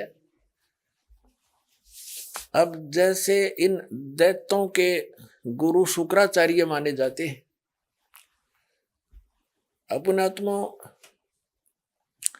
हम प्रहलाद जी को एक परम भक्त मानते हैं,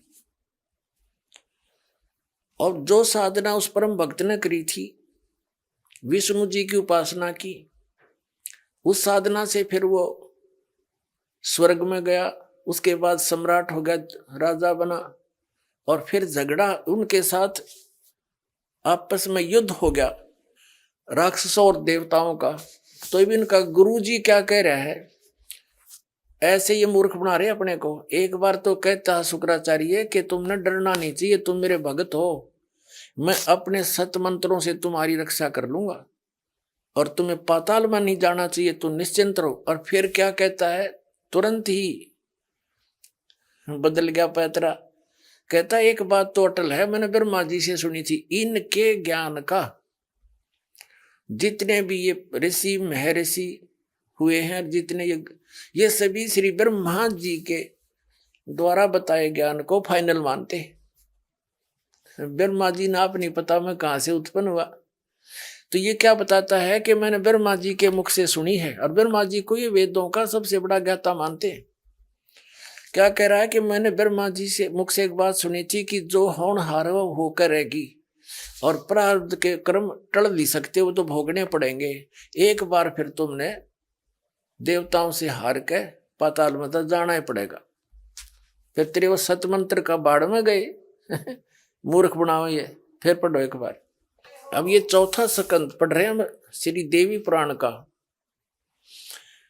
व्यास जी बता रहे हैं, लेखक जो पुराणों के लेखक हैं, प्रहलाद की बात सुनने के पश्चात शुक्राचार्य ज्ञान दृष्टि से सब कुछ देखकर प्रसन्न हो गए।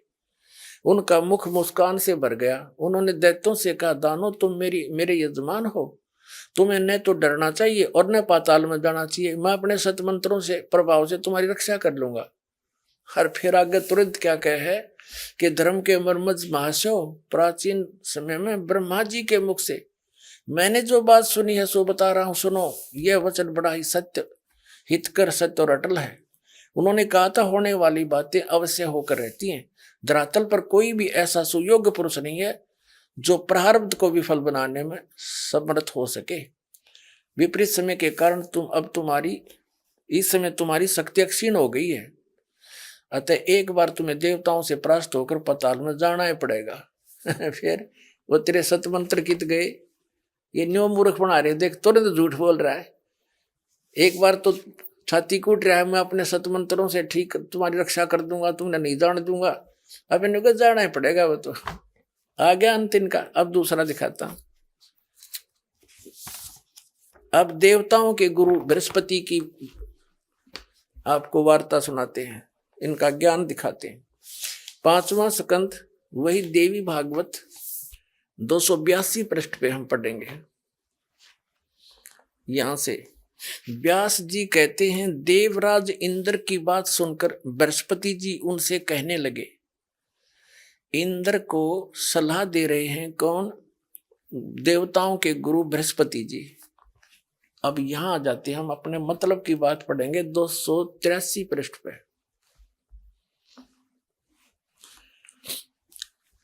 प्रारब्ध कर्म का अभाव बिना भोगे नहीं हो सकता, यह स्पष्ट है। आर्य, संपूर्ण देवता तुम्हारे सहायक हैं। तुम स्वयं भी बुद्धिमान हो, फिर भी जो होनी है वह होकर ही रहेगी। तुम उसे टाल नहीं सकते। ऐसी स्थिति में सुख और दुख की चिंता में नहीं पड़ना चाहिए। महाभाग, सुख और दुख ये दोनों कर्मशः पुण्य एवं पाप के अक्षय के सूचक हैं। अतएव विद्वान पुरुषों को चाहिए कि सुख के अभाव में भी सर्वथा आनंद का ही अनुभव करें। अतएव महाराज इस अवसर पर सुयोग्य मंत्रियों से परामर्श लेकर विधि पूर्वक यत्न करने में कटिबद्ध हो जाओ। यत्न करने पर भी जो होनहार होगा वो तो सामने आएगा ही आएगा। अब आगे इसकी देवताओं के गुरु बृहस्पति जी का भी यही नियम है, यही विधान बता रहा है कि जो प्रारब्ध में लिखा हो तो भोगना ही पड़ेगा और इसको टाला नहीं जा सकता। फिर दूसरा विधान क्या बताता है कि दुख में भी सुख का अनुभव करना चाहिए। फिर पढ़िए, ये कहे कि प्रारब्ध कर्मों का अभाव बिना भोगे नहीं हो सकता, यह स्पष्ट है, फाइनल हो गया। फिर क्या कहते हैं कि ऐसी स्थिति में तुम दुख की चिंता में नहीं पड़ना चाहिए। और कहते सुख और ये दुख ये दोनों कर्म से पुण्य और पाप के अक्षय के सूचक हैं। विद्वान पुरुषों को चाहिए कि सुख के अभाव में भी सर्वथा आनंद का ही अनुभव करें। पुण्यात्माओं, इनकी बेवकूफ बातों को सुनकर दास न दुख हो है। और ये मैं ऋषि कब आगे एक तरफ तो कह रहा है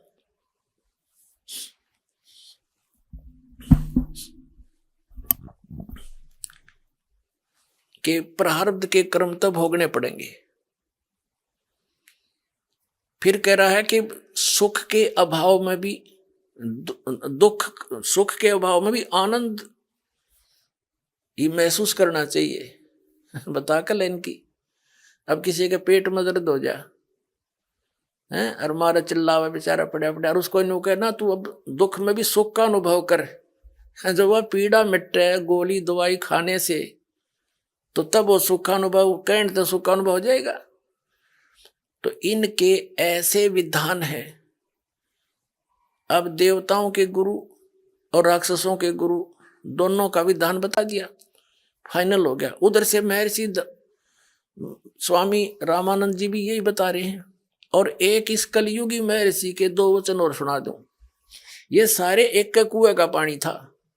ये कलयुगी महर्षि दयानंद आर्य समाज प्रवर्तक, और इसका फीत ला रखी थी कि सभी वेदों के ज्ञाता।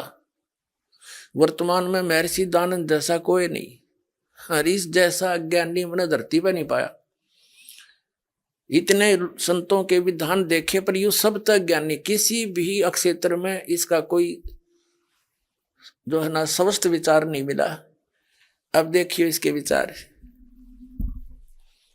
ये सत्यार्थ प्रकाश है इनका पूरे जीवन का अनुभव, जैसा इन्होंने परमात्मा को जाना। अब देखो पुण्यात्मा, इनका इस पोज ने देख के आदमी कटके मर जा। अब बड़ा महापुरुष, इसने तो भगवान तो जमा समाधि लाए बैठा होगा। अब पुण्यात्मा, इस तरह के जो बाही दिखावा था हमने बहुत देख रखा था। अब अंदर झांक के देखेंगे इनने क्या पाया ऐसा कुछ करने के उपरांत। अब देखिएगा इन्हीं का विधान, इनका लिखा हुआ ये सत्यार्थ प्रकाश, महर्षि दयानंद सरस्वती। ये है सत्यार्थ प्रकाश महर्षि दयानंद जी के पूरे जीवन का अनुभव। इसमें क्या लिखा है कि वेद आदि विविध सदशास्त्र प्रमाणई संवित श्री मत परमहंस परिव्राजक आचार्य। ये तो इसका फीत है आगे की। शुरुआत में नाम तो ये दयानंद है, इससे पहला श्री मत परमहंस परिव्राजक आचार्य महर्षि, ई बाया नाम तो दयानंद। फिर सरस्वती स्वामी द्वारा रचित विरचित है। इसका क्या भाव है? कहने का भाव इनका ये लिख रखा है ना, वेद आदि सदशास्त्रों, यानी वेद और अन्य सदशास्त्रों से निष्कर्ष निकाल के महर्षि दयानंद जी द्वारा सत्यार्थ प्रकाश की रचना की गई। अब आम व्यक्ति ने सत्यार्थ प्रकाश को पढ़ना शुरू कर दिया था, वेदों को छोड़ दिया कि इन्होंने सही जाना है और सही निष्कर्ष निकाल कर हमें सिंपल साधारण सी भाषा में दे रखा हिंदी में।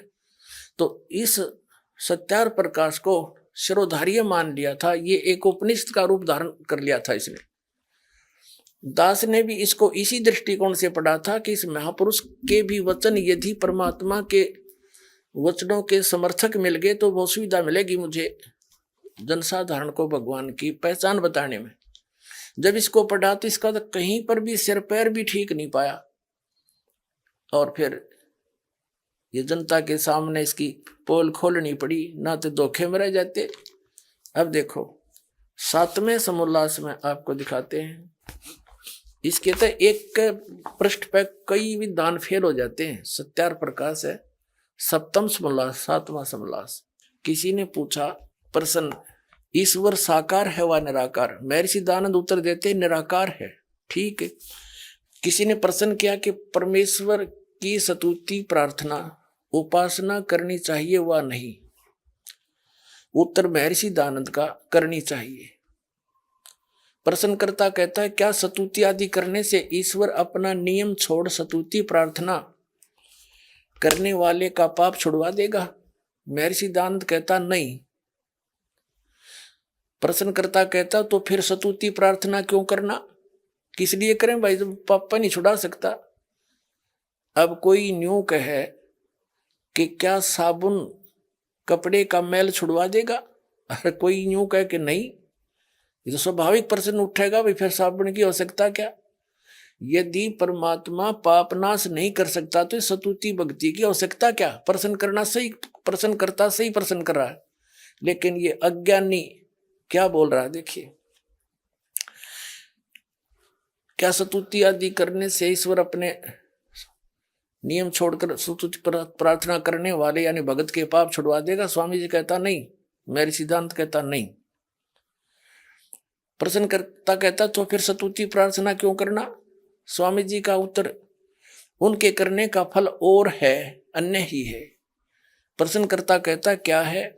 स्वामी दयानंद जी कहते हैं स्तुति से ईश्वर में प्रीति, उसके गुण कर्म स्वभाव से अपने गुण कर्म स्वभाव का सुधरना, प्रार्थना से निरभिमानता, उत्साह और साहे का मिलना, उपासना से परब्रह्म से मेल और उसका साक्षात्कार होना। वाह रे, ये इसी ऐसी बकवाद तो आदमी महामूर्ख बोल सकता है जो इन्होंने बोली है। पहले पर 154 पृष्ठ पे कह रहा है भगवान निराकार है, यहाँ कह रहा है उसका पाप तक कटे नहीं भक्ति तय और उसका साक्षात्कार हो जाएगा। बता, जिसके पाप नहीं कटे अपराधी व्यक्ति है और वो भगवान से मिल लेगा, और साक्षात्कार तो साकार का होता है, निराकार का होगा कैसे? अपने आत्मा इस दास के सामने यह समस्या आ रही है, मैं सारी साची कहूं, मेरे वाली जस्ती नहीं, हरि ने सारी झूठ बोल रखी है फटोरी। तो अब इस ज्ञान से ही ये रेग मार लगेगा, प्रमाण दिखाए जाएंगे, ये क्या बोलते हैं, हमारे सदग्रंथ क्या बताते हैं। तो ये अज्ञानी से हो जाएंगे सारे, ये मूर्ख बना रहे थे अपने को, इनको कुछ भी ज्ञान नहीं था। फिर हम इन तट जाएंगे, अपना सही रास्ता पकड़ देंगे। इतनी सी बात है दास की, और किसी की मान हानि करना या किसी को ऊंचा नीचा करना कोई उद्देश्य नहीं, क्योंकि ये दास भी टीचर है और ये भी आध्यात्मिक टीचर कब थे। एक अध्यापक ने कोई प्रश्न गलत हल कर रखा है और उसको बच्चे याद कर रहे हैं, दूसरा टीचर आता है, उसका कर्तव्य बनता है कि उस गलत प्रश्न को ठीक करावे ताकि उन बच्चों का भविष्य उज्जवल हो। और उस टीचर का कोई विरोध करता है जो सही मार्ग, सही रास्ता और सही प्रश्न हल कर रहा है, तो कौन होगा? क्या वो हितैषी हो सकता है बच्चों का? वो तो शत्रु होगा जो उस टीचर का विरोध करे जो सही हल करके दे रहा है। उसके दो प्रकार के कर सकते हैं, एक तो वो जिन्होंने वो गलत पुस्तक छाप कर बेच कर रोजी रोटी चला रहे, वो विरोधी हो सकते हैं, तुम्हारा क्या होगा। या दूसरा केवल उनको मूर्ख बनाकर आचार्य शंकर बनकर उनके ऊपर शंकराचार्य आचार्य बनकर उनसे पैसे इकट्ठे कर रहा होगा मूर्ख बना के। तो करते रहो। दास ने तो साची कहने का ठेका ले रखा है, चाहे कुछ भी हो, ये पूरा ज्ञान विश्व में फैलेगा, भगवान का आदेश है, दास के साथ है परमात्मा, और इस सफल हो रहा है। अब देखिएगा यहाँ इसी सप्तम समोल्लास के 163 पृष्ठ पे और क्लियर कराया दयानंद जी ने। प्रश्नकर्ता कहता है कि ईश्वर अपने भक्तों के पाप अक्षमा करता है वा नहीं? मेरे सिद्धांत कहता नहीं, क्योंकि जो पाप अक्षमा करे तो उसका न्याय नष्ट और सब मनुष्य महापापी हो जाएं, क्योंकि उनको पाप करने में उत्साह निर्भयता हो। जैसे कोई राजा अपराधियों के पाप अक्षमा करे तो वे अधिक अधिक अपराध पाप करने लगे, और जो अपराध नहीं करता वह भी अपराध करने लगे से न डरेगा। इसलिए सब कर्मों का यथावत फल देना ईश्वर का काम है, अक्षमा करना नहीं। स्पष्ट कर दिया। पुण्यात्माओं, पहले तो इसके इस विधान को फेल करते हैं कि राजा यदि पाप माफ कर दे अपराध तो दूने अपराधी हो जाए। जैसे एक बार पंजाब राज्य में नौजवान बच्चे किसी से भ्रमित होकर के और एक मिसगाइड हो गए थे, उग्रवाद फैल गया था। तो सरकार ने एक फैसला, एक आदेश जारी किया था कि जो मुख्य धारा में आ जाएगा बच्चा, पहले गलती होगी सो होगी किसी के धोखे भ्रमित करने से, तो उनके सब अपराध क्षमा कर दिए जाएंगे और वो सही नागरिक बनकर रहेगा। तो सभी के सभी आकर के उन्हें समर्पण कर दिया। सरकार ने ऐसा ही किया, जो गलती बन गई थी बच्चों से माफ कर दी, अब वो नेक नागरिक हो गए। यदि उनको सजा देता दूना और उग्रवाद बढ़ जाता। तो कहने का भाव ये है कि पहले तो ये भी दान फेल कर दिया दानद का। आपने एक बहुत वेल नोन सी एक लेडी थी, औरत थी, बहन, जिसको फूलन देवी कहा करते थे। वो डाकू बन गई थी किन्हीं परिस्थितियों में। और जब सरकार ने उससे कहा कि यदि तू आगे अपराध नहीं करेगी तेरे पिछले सारे माफ कर देंगे, तो उसने समर्पण कर दिया, स्वीकार कर ली और वो MP तक बन गई, मेंबर ऑफ पार्लियामेंट तक बन गई थी वो लड़की बहन। तो पहले तो इस दयानंद की मोटी बुद्धि यहाँ फेल होगी, जो ये कहता है कि राजा ऐसे कर दे वैसा, उसको कैसे और अपराध करने लग जाएंगे। नहीं, ये परमात्मा का विधान है। जैसे गलती से बगैर ज्ञान के आपने जो गलतियां कर दी वो माफ करेगा, आगे सतर्क कर दिया जाएगा, ऐसा ज्ञान दिया जाएगा कि फिर से ऐसी गलती ना करना, फिर ये दुख आपको फिर हो जाएंगे, तो फिर ऐसी गलती कोई नहीं करता। तो ऐसे ही अब दूसरा जो प्रश्न है कि साधक के पाप, साधना से भगवान पाप नाश नहीं करता, तो क्या यह बुद्धिमान व्यक्ति बात कर सकता है और कहता है इससे और फल हो जाता है, और अन्य ही फल है। अन्य क्या फल है कि उपासना से परमात्मा का साक्षात्कार हो जाता है, और परमात्मा को निराकार बताते हैं महर्षि दयानंद। इसका तो कितना सिर पैर नहीं, किसी भी ज्ञान, किसी भी बात का कोई स्टेटस नहीं। अपन आत्मा जैसे कोई रोगी है, डॉक्टर के पास जाता है जिसने बहुत बड़ा बोर्ड लगा रखा है, और उससे कहे कोई कि भाई क्या औषधि खाने से रोग नाश हो जाएगा, और वो डॉक्टर ये कहे कि भी औषधि खाने से रोग तो समा नहीं हो सकता, तो स्वाभाविक व्यक्ति पूछेगा फिर औषधि खाने का फायदा क्या। और वो ये कहे डॉक्टर पद पर की फीत लाया हुआ व्यक्ति कि औषधि खाने से अन्य लाभ हो जाएगा। प्रश्नकर्ता कहेगा भाई अन्य क्या लाभ होगा, कि पहलवान बन जाएगा। किसी अगर टीबी हो रही हो है, वो पहलवान बनेगा रोग से, वो रोग कटे जब आप पहलवान हो जाएगा वो। तो इन बुद्धिहीन लोगों की ये थ्योरी थी, ये विधान था इनका। ये तो है अपना अनुभव, और ना ये कहते हैं वेदों में ऐसा ही लिखा है, मैंने वेदों अनुसार इसका रचना की है। अब वेद क्या बताते हैं वो दिखाते हैं। ये देखिएगा यजुर्वेद, इसके अनुवाद करता भी कमाल की बात है महर्षि दयानंद ही हैं।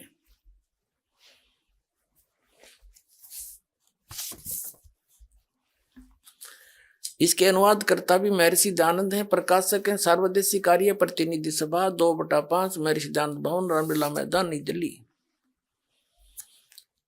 40 अध्याय हैं इस यजुर्वेद के सारे संपूर्ण 40 अध्याय का अनुवाद महर्षि दयानंद सरस्वती ने किया है। मुद्रक के Prince offset printers 1510 Pataudi house Daryaganj नई दिल्ली से। अध्याय नंबर 8 का श्लोक नंबर 13 दिखाते हैं आपको।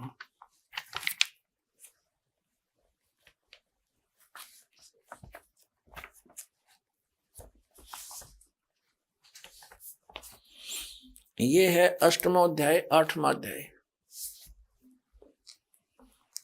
और 241 पृष्ठ पे महर्षि दयानंद का अनुवाद है। यहां इसकी मूल पाठ है, मूल संस्कृत है। देव कर्तस्य एनस्य अवजनमसि, मनुष्य कर्तस्य एनस्य अवजनमसि, पितर कर्तस्य एनस्य अवजनमसि, ये सारी संस्कृत है। इसका अनुवाद यहाँ किया इन्होंने। ये 241 में पढ़ा, अच्छी तरह देख लो, कोई नहीं सोचा दूसरा पृष्ठ दिखा गया होगा। ये 242 पे यहां इसने क्या कहा है कि हे सबके उपकार करने वाले मित्र आप, दान देने वाले के एनस्य शब्द देखो हम, क्योंकि देवनागरी लिपि हम आसानी से पढ़ सकते। एनस्य माने अपराध, एनस्य माने अपराध कहो, पाप कहो। एनस्य माने ये स्वयं पाप भी लिख रहा है, अपराध कहो चाहे पाप कहो। अपराध के विनाश करने वाले हो, साधारण मनुष्यों के किए हुए। एनस्य माने अपराध के विनाश करने वाले हो। विनाश कहो, अक्षमा कहो, नाश कहो। अब यहां इसने थोड़ी सी हेराफेरी कर दी, मित्र लिख दिया। अपने आत्माओं जो श्रद्धालु सत्यार प्रकाश को पढ़ते हैं, उन्होंने ये तो फाइनल कर रखा है कि भगवान कुछ नहीं कर सकता, पाप नाश नहीं कर सकता, क्योंकि महर्षि दयानंद ने वेद निष्कर्ष सत्यार प्रकाश में लिख दिया। तो फिर वो इसको पढ़ने लगे, वेदों को, उसके अनुवाद को। उन्होंने देखा है तो मित्र के बारे में लिख रखा है, किसी ने ध्यान नहीं दिया। जो यहाँ तो पाप नाश का लिखा है, अब पाप मित्र, दान करने वाले के पाप के नाश करेगा बता, तो भगवान ने का जिक्र है। तो इसने इसका भी समाधान कर रखा, दयानंद जी ने, दिखाते हैं। अब हम सत्यार्थ प्रकाश को पुनः उठाते हैं। इसमें से मित्र शब्द के बारे में इन्होंने क्या कहा है वो दिखाते हैं। ये प्रथम समोल्लास में इसने भगवान के नामों का उल्लेख किया है। 18 पृष्ठ पे क्या कहा है, इसमें इसने कहा है कि हे जो सबसे स्नेह करे, सबको प्रीति करने योग्य है, वह परमेश्वर सबका सच्चा मित्र है। इससे परमेश्वर का नाम मित्र है। अब ये सिद्ध हो गया कि जहां इसने वेदों में मित्र शब्द प्रयोग किया है वो परमेश्वर का बोध है। पुण्यात्माओं, जो ये क्रोथा कांड हुआ है ये इसी का परिणाम था कि इनकी पोल खोल दी और दयानंद की जो वो महर्षि वाला जो फीत थी वह उतार के धर दी दास ने। पुण्यात्माओं, एक थोड़ी सी कथा सुनाता हूं यहाँ पर, पहले ये कंसेप्ट क्लियर कर दूं फिर सुनाऊंगा। अब ये तो एक बार ना ये क्रोथा कांड जो कारण हुआ था, इस दास ने जब सत्यार्थ प्रकाश को पढ़ा, देखा, वेदों से मेल किया, ये सारा फेल पाया। वेद परमात्मा को साकार बताओ, मनुष्य दृश्य बताओ, भगवान को अयो निराकार बतावे। वेद एक देशीय बताओ कि एक स्थान पर रहता, यूं नो कहे कि एक स्थान पर भगवान रहता ही नहीं। तो वेदों को समझा कहां से इसने, अज्ञानी ने। और महर्षि कौन सी साइड तो हो गया यो, बड़ा दुख हुआ। समाचार पत्रों में लेख लिखने शुरू किए क्रोथा आश्रम से। वो इनको पता लगा, इनके अनुयायी कहने लगे देखो ये क्या लिख रहा है। उन्होंने सब मेल किया तो उन्होंने प्रति उत्तर दिया कि रामपाल को संस्कृत नहीं आती और ये झूठ बोल रहा है, ये दयानंद के गूढ़ रहस्यों को समझ नहीं रहा। जिस यजुर्वेद अध्याय नंबर 8 के श्लोक मंत्र 13 के विषय में वो कह रहा है रामपाल, उसमें मित्र शब्द लिखा है स्वामी जी ने, भगवान के विषय में नहीं लिखा कि भगवान पाप नाश कर देता है। फिर दास ने फोटो स्टेट करके भेजी और साथ में ये लिखा कि महर्षि दयानंद खुद मित्र, सत्यार्थ प्रकाश के प्रथम समोल्लास में भगवानों के नामों में से एक मित्र भी कहता है। तो यहाँ मित्र का अर्थ परमेश्वर ही होता है। अब बुद्धिमान लोग तो समझ गए सचमुच मित्र के पाप नाश करेगा बता, भगवान ने कराया करे। तो कारण ये था कि उन्होंने सच्चाई को दबाने के लिए और कहीं उनके अनुयायियों को भी सच्चाई का पता ना लग जाए, तो इन आचार्यों को, दयानंद वाले इस आर्य समाज के आचार्यों को चंदा मिलना बंद ना हो जाए, इनके सत्यार्थ प्रकाश वेद बिकने बंद ना हो जाए, इसलिए मिसगाइड करने के लिए, जनता का ध्यान पलटने के लिए क्रोथा कांड करवा दिया। क्योंकि दुर्भाग्य इस मुख्यमंत्री का, जो उसी समय जो आर्य समाजी है, हरियाणा का मुख्यमंत्री श्री भूपेंद्र सिंह, ये मुख्यमंत्री बन गया, इनका दाव लग गया, इसके कर्म बिगड़वा दिए, झूठ नरी बोली, जनता को पाप का भागी बना दिया। रामपाल गुंडा है, बुंडा है, वहाँ ये होता है, फलाना होता है। अब रामपाल ने सिद्ध कर दिया वहाँ क्या होता था, परमात्मा ने दया करी, वहां पर यही होता था जो आज बरवाला में हो रहा है।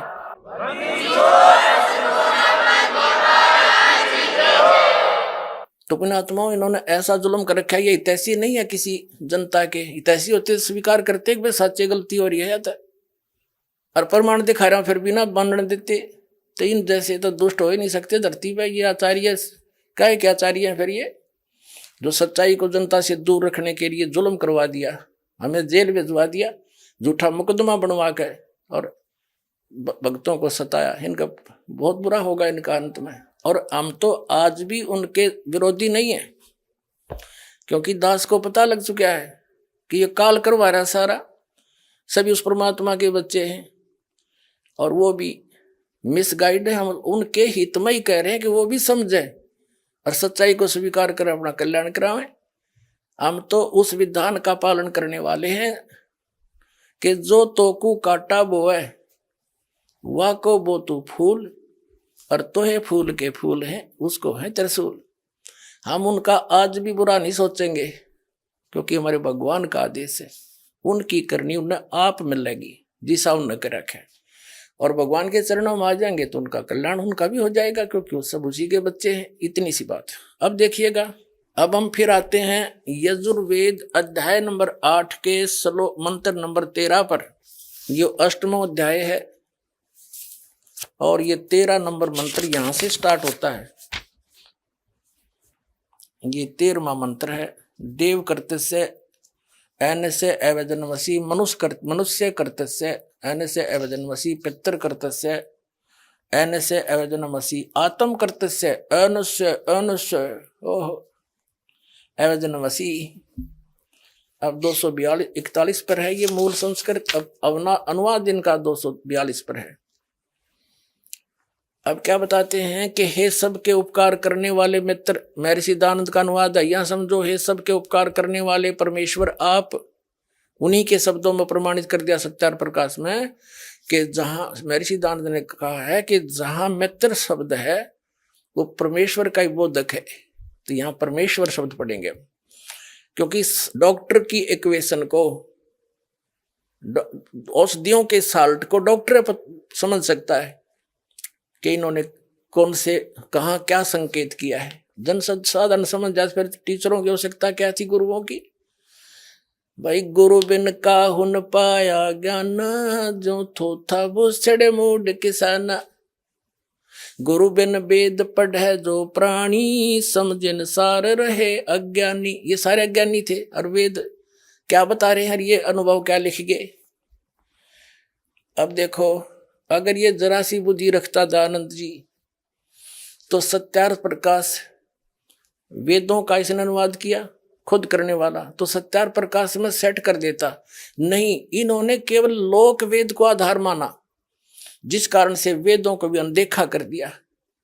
अब इसमें स्पष्ट अपने कर कमलों से लिख रहा है कि परमात्मा पाप नहीं परमात्मा घोर पाप भी काट सकता है, वेद ये कहते हैं।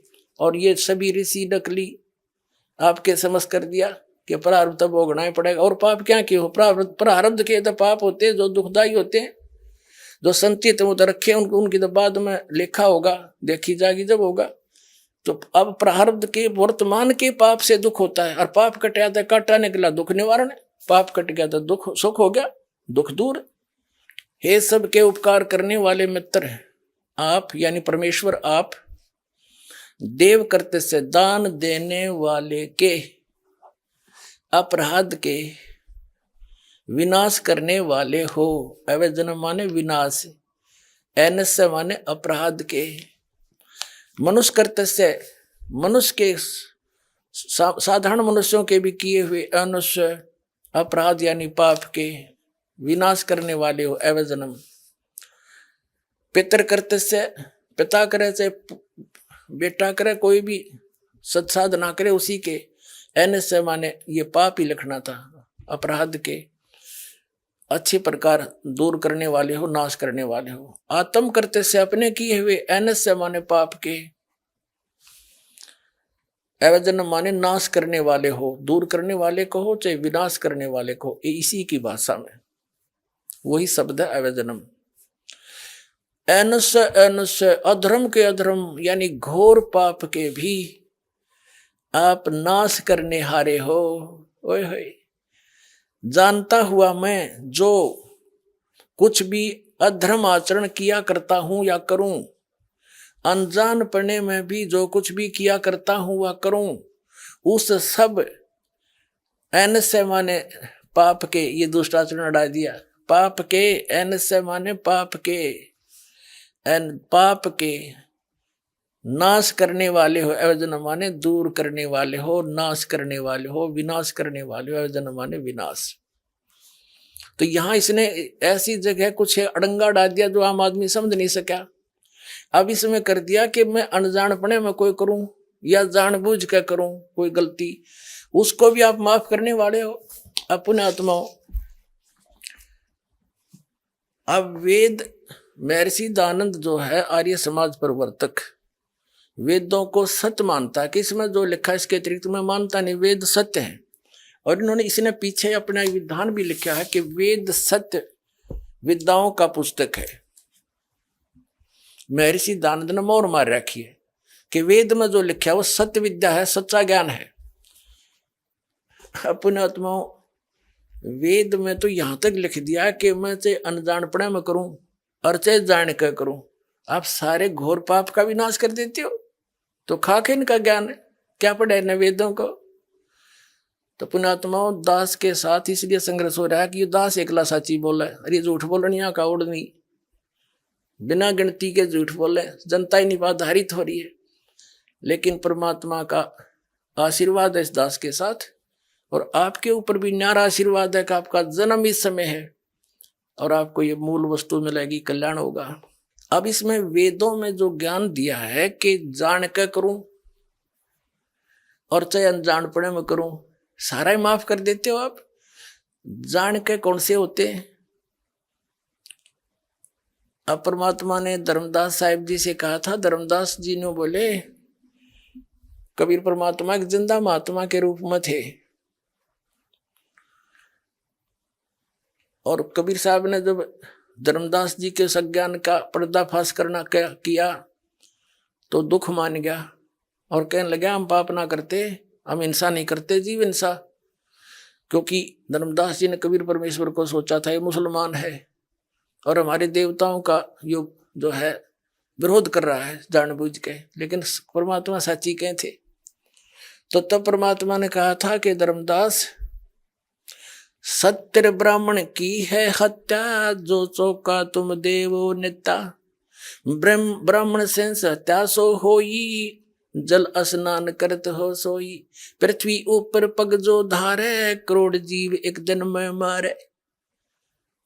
पता फिर इतने पाप तो डेली करने लग रहा है, जीव हिंसा नहीं करता, जैसे लिपा पोती करते हो, पोचे लगाते हो, इनमें न जाने कितने जीव मरे। खेती करता है किसान, फाली के साथ न जाने कितने जीवों के पेट के अंदर से वो निकालता फाली, यानी वो तीखा हथियार जो फाली बोलते हैं उसको। तो कहने का जैसे अग्नि जलाते हैं इसमें जीव मरे, लकड़ियों में उपलों में पोचा लगाते इनमें जीव मरे। हम चलते फिरते काम के लिए जाते हैं, अपने व्यवसाय के लिए जाते हैं, नौकरी के लिए जाते हैं, मजदूरी के लिए जाते हैं, उनमें जीव मरे। तो ये हमें पता है कि ये हो रही है। जैसे किसान खेती करता है, स्प्रे करने पड़ते हैं उसको मालूम है कि ये मेरे फसल में कीट लगा हुआ, इसका नाश करना पड़ेगा, ना तो इसको ये खा जाएगा, मैं कंगाल हो जाऊंगा। और जैसे हम रोगी हो जाते हैं तो हमारे अंदर जो हानिकारक कीटाणु बढ़ जाते हैं ब्लड में, उन गोली खाते हैं, उन गोलियों से वो कीटाणु मारे जाते हैं, वो जीव है।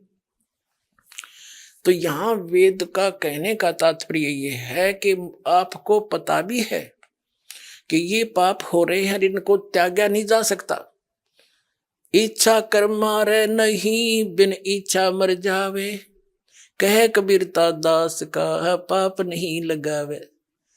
उसको पाप नहीं लगे, जान के नहीं मारे। जैसे बैठा मकोड़े पर कीड़ा आ गया, उसके नो मारी ईंट, को बात हुई है। आप चल रहे हो, इच्छा नहीं मारने की, और मर रहे हैं तो वो आपका वश नहीं। कोशिश करे जहां तक पैर बचा कर रखा जा रखे, तो दया भाव हो। तो इसी प्रकार कहा कि इनके भी, जैसे हम प्रतिदिन कपड़ा पहनते हैं, ये मैला हो जाता है, तो इसका विधान, इसका तरीका बता दिया, भी साबुन और पानी से ही निर्मल भी हो जाता है। तो डेली जो हम साधना करते हैं और ये हमारे ये जीव हिंसा होती है, जो ना चाहते हुए होती है, इच्छा नहीं हमारी, तो उनके लिए ये भक्ति साधना इसलिए दी जाती है कि आपका डेली वो पाप जो होते हैं, मैल बन गया आत्मा, वो साफ होता रहेगा। धर्म करवाते हैं, दान करवाते हैं, और बाकी जो संचित कर्म है और प्रारब्ध के जो कर्म है, वो इस सतनाम और सार नाम से आपके नाश हो जाएंगे। जब ही नाम हृदय धरो, जब ही सतनाम हृदय धरो, भयो पाप को नासे, जैसे चिंगारी अग्नि की भई पड़े पुराण घासे। परमात्मा कबीर जी कहते हैं मेरे नाम में इतनी शक्ति है कि जब ही ये सतनाम आपको मिलेगा, आपके पाप कर्मों में, प्रारब्ध के कर्मों में और संचित कर्मों में ऐसे आग लगा देगा जैसे सैकड़ों हजारों टन सूखे घास में एक माचिस की सीख जला के लगा दी जाए, सबको फूंक कर सभा करके राख बना देगा। और फिर चलेगी तेज आंधी, उसको उठा के पता नहीं कहाँ के कहाँ पटक देगा, फील्ड साफ हो जाएगा। जैसे सूरज के आगे बदरा ऐसे कर्म छयारे, प्रेम की पवन करे चतुमंजन फिर झलके तेज नयारे। कहते हैं फिर इस ज्ञान से, भगवान की भक्ति से, सिमरन से आपके पाप हल्के हो जाएंगे। आत्मा में एक छोटी सी बात पर भी आंसू आने शुरू हो जाएंगे भगवान की चर्चा में, तो समझो आपके पाप अब नाश हो लिए। जैसे कहते हैं, जैसे सूरज के आगे बदरा, सूर्य के आगे बादल अड़ जाते हैं, ऐसे कर्म छयारे, आत्मा और परमात्मा के बीच में ऐसे कर्मों की छाया है, ऐसे उनके छाए हुए हैं आगे। और फिर इस सत भक्ति करेंगे, परमात्मा में प्रेम जागेगा। कहते प्रेम की पवन करे चितमंजन झलके तेज नयारे, प्यार जागेगा मालिक के प्रति, तो समझो आपके वो पाप के बादल छट चुके हैं। जैसे तेज हवा चलती है, बादलों को इधर उधर तितर बितर कर देती है, सूर्य फिर साफ दिखाई देता है, ऐसे आपके पाप कर्मों के बादल इस सतनाम और इस भक्ति से ऐसे छट जाएंगे। फिर आपकी आत्मा में परमात्मा की न्यारी कसक पैदा होगी। दर्शकों, आज हमने जाना कि किस तरह हमारे धर्म गुरु अपने धर्म ग्रंथों का सही ज्ञान नहीं समझ पाए हैं और इसके कारण समाज में कितनी भ्रांतियां और अंधविश्वास फैले हुए हैं। संत रामपाल जी महाराज ने धर्म ग्रंथों के सही ज्ञान को प्रस्तुत कर हमें सच्चे आध्यात्मिक मार्ग पर चलने की प्रेरणा दी है। उनका संदेश साफ है कि केवल शास्त्रानुकूल भक्ति से ही आत्म कल्याण संभव है। आइए हम सभी मिलकर सही ज्ञान को समझें और उसे अपनाकर अपने जीवन को सफल बनाएं। धन्यवाद। आइए अब हम उन श्रद्धालुओं के अनुभव जानते हैं जो जगत गुरु तत्वदर्शी संत रामपाल जी महाराज जी से दीक्षा प्राप्त कर चुके हैं तथा उनके द्वारा बताए गए भक्ति मार्ग पर चल रहे हैं। नमस्कार दर्शकों, हर जीव आत्मा को सच्चे पूर्ण परमात्मा की तलाश होती है। जब देवी देवताओं की भक्ति से मन को शांति और सुख नहीं मिलता तो आत्मा किसी सर्वशक्तिमान परमेश्वर की ओर मुड़ती है। एक ऐसी ही कहानी है उत्तर प्रदेश के बदायूं जिले में रहने वाले कौशल कुमार जी की। क्या कारण था जो कौशल जी ने सभी साधनाओं को त्याग कर संत रामपाल जी महाराज से नाम दीक्षा ली? आइए सुनते हैं कौशल कुमार जी की कहानी इन्हीं की जुबानी। नमस्कार सर। नमस्कार सर। सर क्या नाम है आपका? कौशल कुमार सर। कौशल जी आप कहाँ से हैं? Sir Badaun UP. कौशल जी, संत रामपाल जी महाराज से नाम दीक्षा आपने कब ली? 7 अगस्त 2014 को। कौशल जी क्या काम करते हैं आप? सर मेरा इसमें मेडिकल है और मैं सेल्फ प्रैक्टिस करता हूँ। सर संत रामपाल जी महाराज से नाम दीक्षा लेने से पहले क्या आप कोई भक्ति साधना भी करते थे?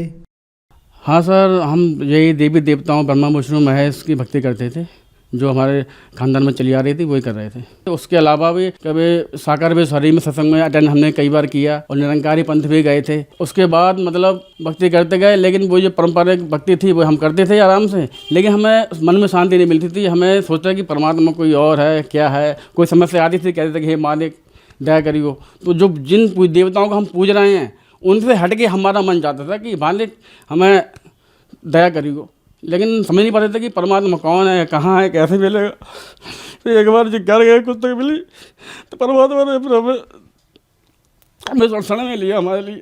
सर क्या कारण बना कि आप संत रामपाल जी महाराज की शरण में आए? सर इसकी बहुत एक लंबी कहानी है।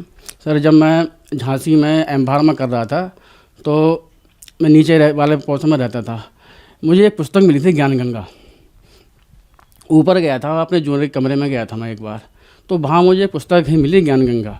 और मेरी सर शुरू से आदत थी कि कोई धार्मिक पुस्तक पढ़ने की मेरी आदत थी कि देखो इसमें क्या क्या ज्ञान है क्या नहीं है। तो मैंने किताब पलट के देखी तो उसमें एक पेड़ नज़र आया उल्टा लटका हुआ।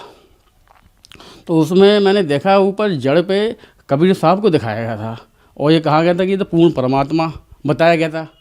तो मेरा दिमाग चल गया, मैंने कि ये क्या है, नई चीज़ है। तो मैं उस समय ध्यान नहीं दिया, बुक ले आया मैं, और बुक ले जाके मैंने हमारे पिताजी को दे दी।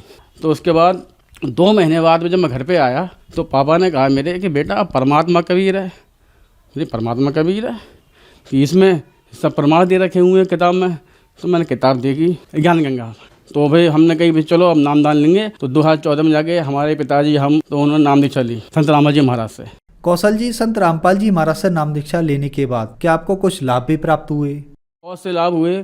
एक मेन लाभ ये हुआ, उसी महीने की बात है जिस महीने हम नामदान लेके आए थे, उस समय मेरी स्टूडेंट लाइफ थी, मैं झांसी पढ़ता था।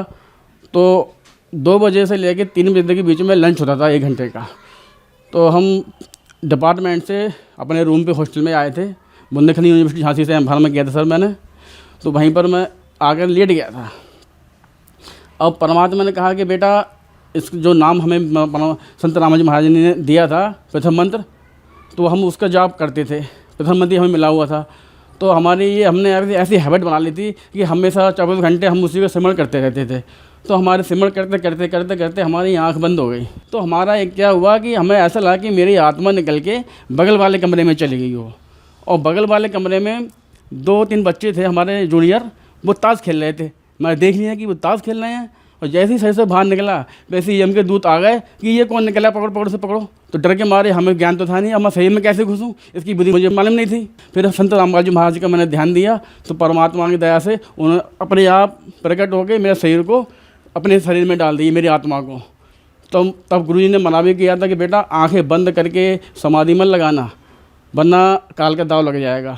ऐसी 2 बार घटना हुई थी मेरे साथ, 2 बार मैं सही से बाहर निकल जाऊँ सर। इसके अलावा परमात्मा ने एक बहुत बड़ा लाभ दिया, मेरे पिताजी की उम्र बढ़ाई परमात्मा ने। जब मैं झांसी पढ़ता था उस समय तक हमें और हमारे पिताजी को दूसरा मंत्र मिल चुका था, सतनाम। क्या हुआ, एक बार मैं झांसी था तो रात की बात है, मेरे नाना मुझसे बहुत प्यार करते थे। तो काल ये हमारे नाना के रूप में हमारे घर पे आया और बरामदे में आगे स्टूल पड़ा था, उस पर बैठ गया आकर के। रात में 11-12 बजे के आसपास पापा उठे थे तो पेशाब के लिए, तो उन्होंने देखा कि पिताजी बैठे हुए हैं। पिताजी देखे तो उन्होंने मुड़ के देखा, लेकिन बरामदे में कुछ फ़ोटो लगे थे संत रामाजी महाराज की और कबीर साहब के, तो वो आगे नहीं बढ़ पा रहा था। कुछ परमात्मा की शक्ति है, वो आगे नहीं बढ़ पाया काल। तो उसने देखा कि पापा ने कहा भाई पिताजी आप कैसे आए? तो उसने भयंकर पराठ रूप अपना दिखाया, 1000 भुजा वाला, जो अर्जुन को दिखाया था काल भगवान ने कुरुक्षेत्र में। तो परमात्मा ने कह रखा था बेटा कोई समस्या आए या कोई काल का अटैक हो, सीधे सतनाम को स्मरण कर लेना। तो वहाँ पिताजी ने सतनाम स्मरण किया और वहाँ से वो काल चला गया। वो उस दिन मतलब वो पापा को लेने ही आया था कि उससे पहले 1 महीने पहले से कई बहुत तबीयत खराब रही थी हमारे पिताजी की। वो मतलब लोग यही कहते थे कि पता मुश्किल से बचेंगे नहीं, पता नहीं क्या रोग लग गया, बीपी डाउन, एकदम कमजोरी, उठ नहीं पाते थे, बहुत डाउन शरीर 1 महीने से बिल्कुल डाउन हो गया था उनका। लेकिन परमात्मा ने जब परमात्मा ने उनका रक्षा की, उसके बाद परमात्मा की दया से, संत रामाजी महाराज की दया से आज बिल्कुल स्वस्थ हैं, बिल्कुल कोई दिक्कत नहीं, आराम से। इसके अलावा मैं संत रामाजी महाराज से जुड़ने से पहले की बात है कि कई साल से मेरे मतलब पथरी 8 mm की 6 mm की बहुत बनती थी मेरे। जब भी शायद नपा जाता कि 4 mm की 6 mm की दोनों किडनी में मेरे पथरी बनती थी मेरे। दवा बताई हूँ कि डॉक्टर हैं, उनसे दवा लेते थे, लेकिन दवा खाते थे, महीने भर में तो ही निकल जाती थी, लेकिन हर बार बन जाती थी, बड़ा परेशान रहता था मैं। तो संत रामपाल जी महाराज से अरदास लगाई कि हम मालिक ये समस्या बड़ी गंभीर है मेरी, कि हर साल 2-3 बार पथरी मेरी बन जाती है और दर्द इतना होता है कि किसी ने गोली मार दी हो पेट में। तो परमात्मा ने कि कहा कि बेटा कोई दिक्कत तो स्मरण करना नाम का, मर्यादा में रह के, और अमृत जाल ले लिया कर। तो जब अब भगत जी ऐसा है कि जब अब तो कई साल से पथरी बनी नहीं, और हल्की फुल्की दे जब बन जाता है तो अमृत जाल ले लेता हूँ, दर्द बिल्कुल ख़त्म, और अगले दिन वो बाहर निकल जाती है। बिना ट्रीटमेंट, बिना दवाई के कोई पथरी अब पेट में नहीं रहती मेरी, वो सही सोच रहता हूँ भगत जी मैं। और मेरी कुछ आर्थिक स्थिति गड़बड़ थी, अब मैंने एक छोटा अपना मेडिकल खोल लिया है, उसमें खूब बरकत है, कोई दिक्कत नहीं आ रहा, हमसे अच्छा काम चल रहा है, कोई टेंशन नहीं, और घर में भी कोई दिक्कत नहीं होती हमारे यहाँ। संत रामाजी महाराज की दया से आज मेरी आर्थिक स्थिति बहुत अच्छी है। एक बार मैं अपनी पत्नी के साथ जा रहा था तो 2 घटनाएं घटी थी, 2 दिन अलग अलग। एक बार मेरे बाइक के आगे एकदम अचानक गाय आ गई, तो गाय को वहीं रोक के परमात्मा से, संत रामाजी दया से मेरी गाड़ी एकदम आगे निकल गई, वरना अगर टक्कर होती तो शायद होता हम लोग नहीं बचते, बहुत विकट एक्सीडेंट होने को था। और सब लोग ये भी कहने लगे अगल भर कि ये कैसे हो गया, जबकि मेरी पत्नी जुड़ी हुई नहीं है गुरुजी से। फिर वो ये कहने लगी कि कि आपकी गाड़ी एकदम आगे कैसे हो गई। मैंने कहा सब मालिक की दया है। मैं समझ गया कि संत रामाजी महाराज की दया से ये मुझे लाभ मिला। एक बार पीछे बस लेके आया तो मोड़ था ऐसे और मेरे बाइक सीधे जा रही थी, तो बिल्कुल बाइक टक्कर होने वाली थी, एकदम अचानक मेरे परमात्मा ने बाइक मेरी आगे बढ़ा दी, वरना अगर थोड़ा सा 1 सेकंड भी हो जाता तो मैं ख़त्म हो जाता भगत जी।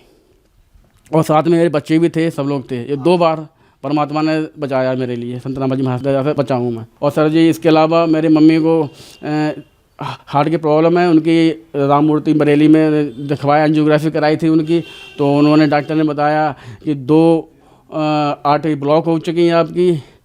तो उन्होंने डराया, कोई धमकाया कि डॉक्टरों को है ही यही कि आप एंजियोग्राफी है कराइए और बाईपास सर्जरी कराइए, आप 2.5-3 लाख रुपये खर्चा आएगा आपका, ये है वो है। तो हम भी घबरा गए, हम पे पैसा भी नहीं इतना। मैंने कहा कि ऐसा करो, अरदास लगाओ, संत रामाजी महाराज से कुछ दया करेंगे। तो ये तो बड़े बड़े कैंसर सही कर दिए परमात्मा ने, कैंसर के बाप सही कर दिया, तो ये तो हल्की सी बीमारी है। तो हमारी माता के लिए भी इतना मिल चुका है, भक्ति करती हैं आराम से, और वो दवा भी जो खा रही हैं अब वही दवा काम करने लगी हैं। अब आराम से, जैसे वो 1 किलोमीटर क्या आधे किलोमीटर ही पैदल नहीं चल पाती थी, अब वो फील्ड में 3 से 4 किलोमीटर पैदल चलती हैं वो, क्योंकि फील्ड का वर्क है, वो HB हैं, तो फील्ड का वर्क है उनका, तो चलना पड़ता है। तो संत रामाजी महाराज के कृपा से मतलब उन पर वही दवा फिर से काम करने लगी आराम से, और हमने आज तक ऑपरेशन नहीं कराया है। सर, संत रामपाल जी महाराज से नाम दीक्षा लेने के बाद आपको बहुत सारे लाभ प्राप्त हुए, लेकिन सर कहा जाता है कि संत रामपाल जी महाराज से उनके अनुयायी अंधश्रद्धा के तहत जुड़ते हैं। सर, आप एक डॉक्टर हैं, पढ़े लिखे व्यक्ति हैं, क्या ये बातें सही हैं? नहीं, तो लोग कहते हैं अंधश्रद्धा है, ऐसी कोई बात नहीं है। जो हम पढ़े लिखे समाज से हैं, बचपन से ही मेरा भक्ति में रुझान था। जब मैं अन्य देवी देवताओं की पूजा करता था तो मुझे वहाँ पर कुछ ना कुछ चमत्कार देखने को मिलते थे। अब वो बहुत पहले की बात थी, वो काल की भक्ति थी। क्योंकि एक बार मैं आपको बताऊं कि एक बार मैं गायत्री देवी का कोई फ़ोटो लगा के ना, क्योंकि स्टूडेंट थे और स्टूडेंट गायत्री पूजा बहुत करता था। जैसे हमें पूर्ण परमात्मा की तलाश थी, हमें अब तक यही नहीं पता था कि पूर्ण परमात्मा कौन है, कि ब्रह्मा जी हैं, कि विष्णु हैं, कि शिव हैं, कि पार्वती हैं, कि शंकर जी हैं, कि हनुमान जी हैं, कि राम हैं, कृष्ण है। मतलब हमारे जो धर्म गुरु थे हिंदुओं धर्म के, उन्होंने हमें ऐसा भटका रखा था कि पता नहीं हम जो क्या करें क्या ना करें। लेकिन परमात्मा आत्मा का साथी है, उन्होंने बताया, उन्होंने मार्ग दिखाया। वो पुस्तक दिलाई परमात्मा ज्ञान गंगा, वो पढ़ी हमने, उसमें सब देखा हमने, डिटेल देखी कि ब्रह्मा विष्णु महेश अजर अमर नहीं है, इनकी मृत्यु होती है, इनके माता पिता भी हैं, इनका पूरी फैमिली वो देखा परिचय, तो पता लगा कि परमात्मा एक है। उससे पहले हम नाटक पिक्चरों में देखते थे कि सबका मालिक एक है, साईं बाबा बोलते थे नाटकों में ऐसे भी कि सबका मालिक है, वो एक कौन है आखिर, कोई बता ही नहीं पाया कोई आज तक। तो फिर हमें वो बुक मिली परमात्मा की दया से, तो वो हमें फिर पता लगा, फिर सच्चाई हमने खुद जानी, खुद पढ़े लिखे, खुद गीता वेद पुराण खुद देखे। संत रामाजी महाराज ने जो खुद दिखाए कि बेटा देख इसमें ये लिखा है, इसमें ये लिखा है, जो खुद पढ़ा देखा तो बिल्कुल यकीन हो गया कि हाँ, कबीर इज कंप्लीट गॉड, पूरा कबीर है और कुछ नहीं। सर, जो दर्शक आज आपको टीवी पर देख रहे हैं, आप उनके लिए क्या संदेश देना चाहेंगे? संदेश क्या सर, मैं प्रार्थना कर सकता हूँ कि संदेश देने वाला परमात्मा है। दास थोड़ा ये कहना चाहेगा कि भाई पढ़ा लिखा समाज है, ठीक है, मानव जन्म दुर्लभ है, मिले न बारंबार, और तरबत से पत्ता टूट पड़े भुवन जुड़ेदार। इसलिए परमात्मा ने कहा है कि बेटा मनुष्य जन्म मिला है, परमात्मा पाने के लिए मिला है। एक बार अगर ये शरीर छूट गया तो पता नहीं क्या होगा। इसलिए अपने मनुष्य जन्म को सफल बनाने के लिए ज्ञान गंगा पुस्तक मंगाएं, पढ़ें और परमात्मा के ज्ञान को समझें और सतभक्ति ग्रहण करें और अपना पूर्ण मोक्ष करवाएं। सर, संत रामपाल जी महाराज से नाम दीक्षा कैसे प्राप्त की जा सकती है? संत रामपाल जी महाराज से नाम दीक्षा लेने के लिए टीवी पे सत्संग आता है संत रामपाल जी महाराज का, उस पर आप नीचे एक लाइन चलती है, उसमें नंबर दिए हुए हैं। उस नंबर पे आप जब कांटेक्ट करोगे तो आपको आपके ज़िले में जहाँ नामदान केंद्र खुला हुआ है वहाँ की जानकारी मिल जाएगी। वहाँ नामदान केंद्र पे जाके जो जिला कोऑर्डिनेटर है उससे बात करके आप संत रामपाल जी महाराज से नाम दीक्षा ग्रहण कर सकते हो। धन्यवाद सर। धन्यवाद।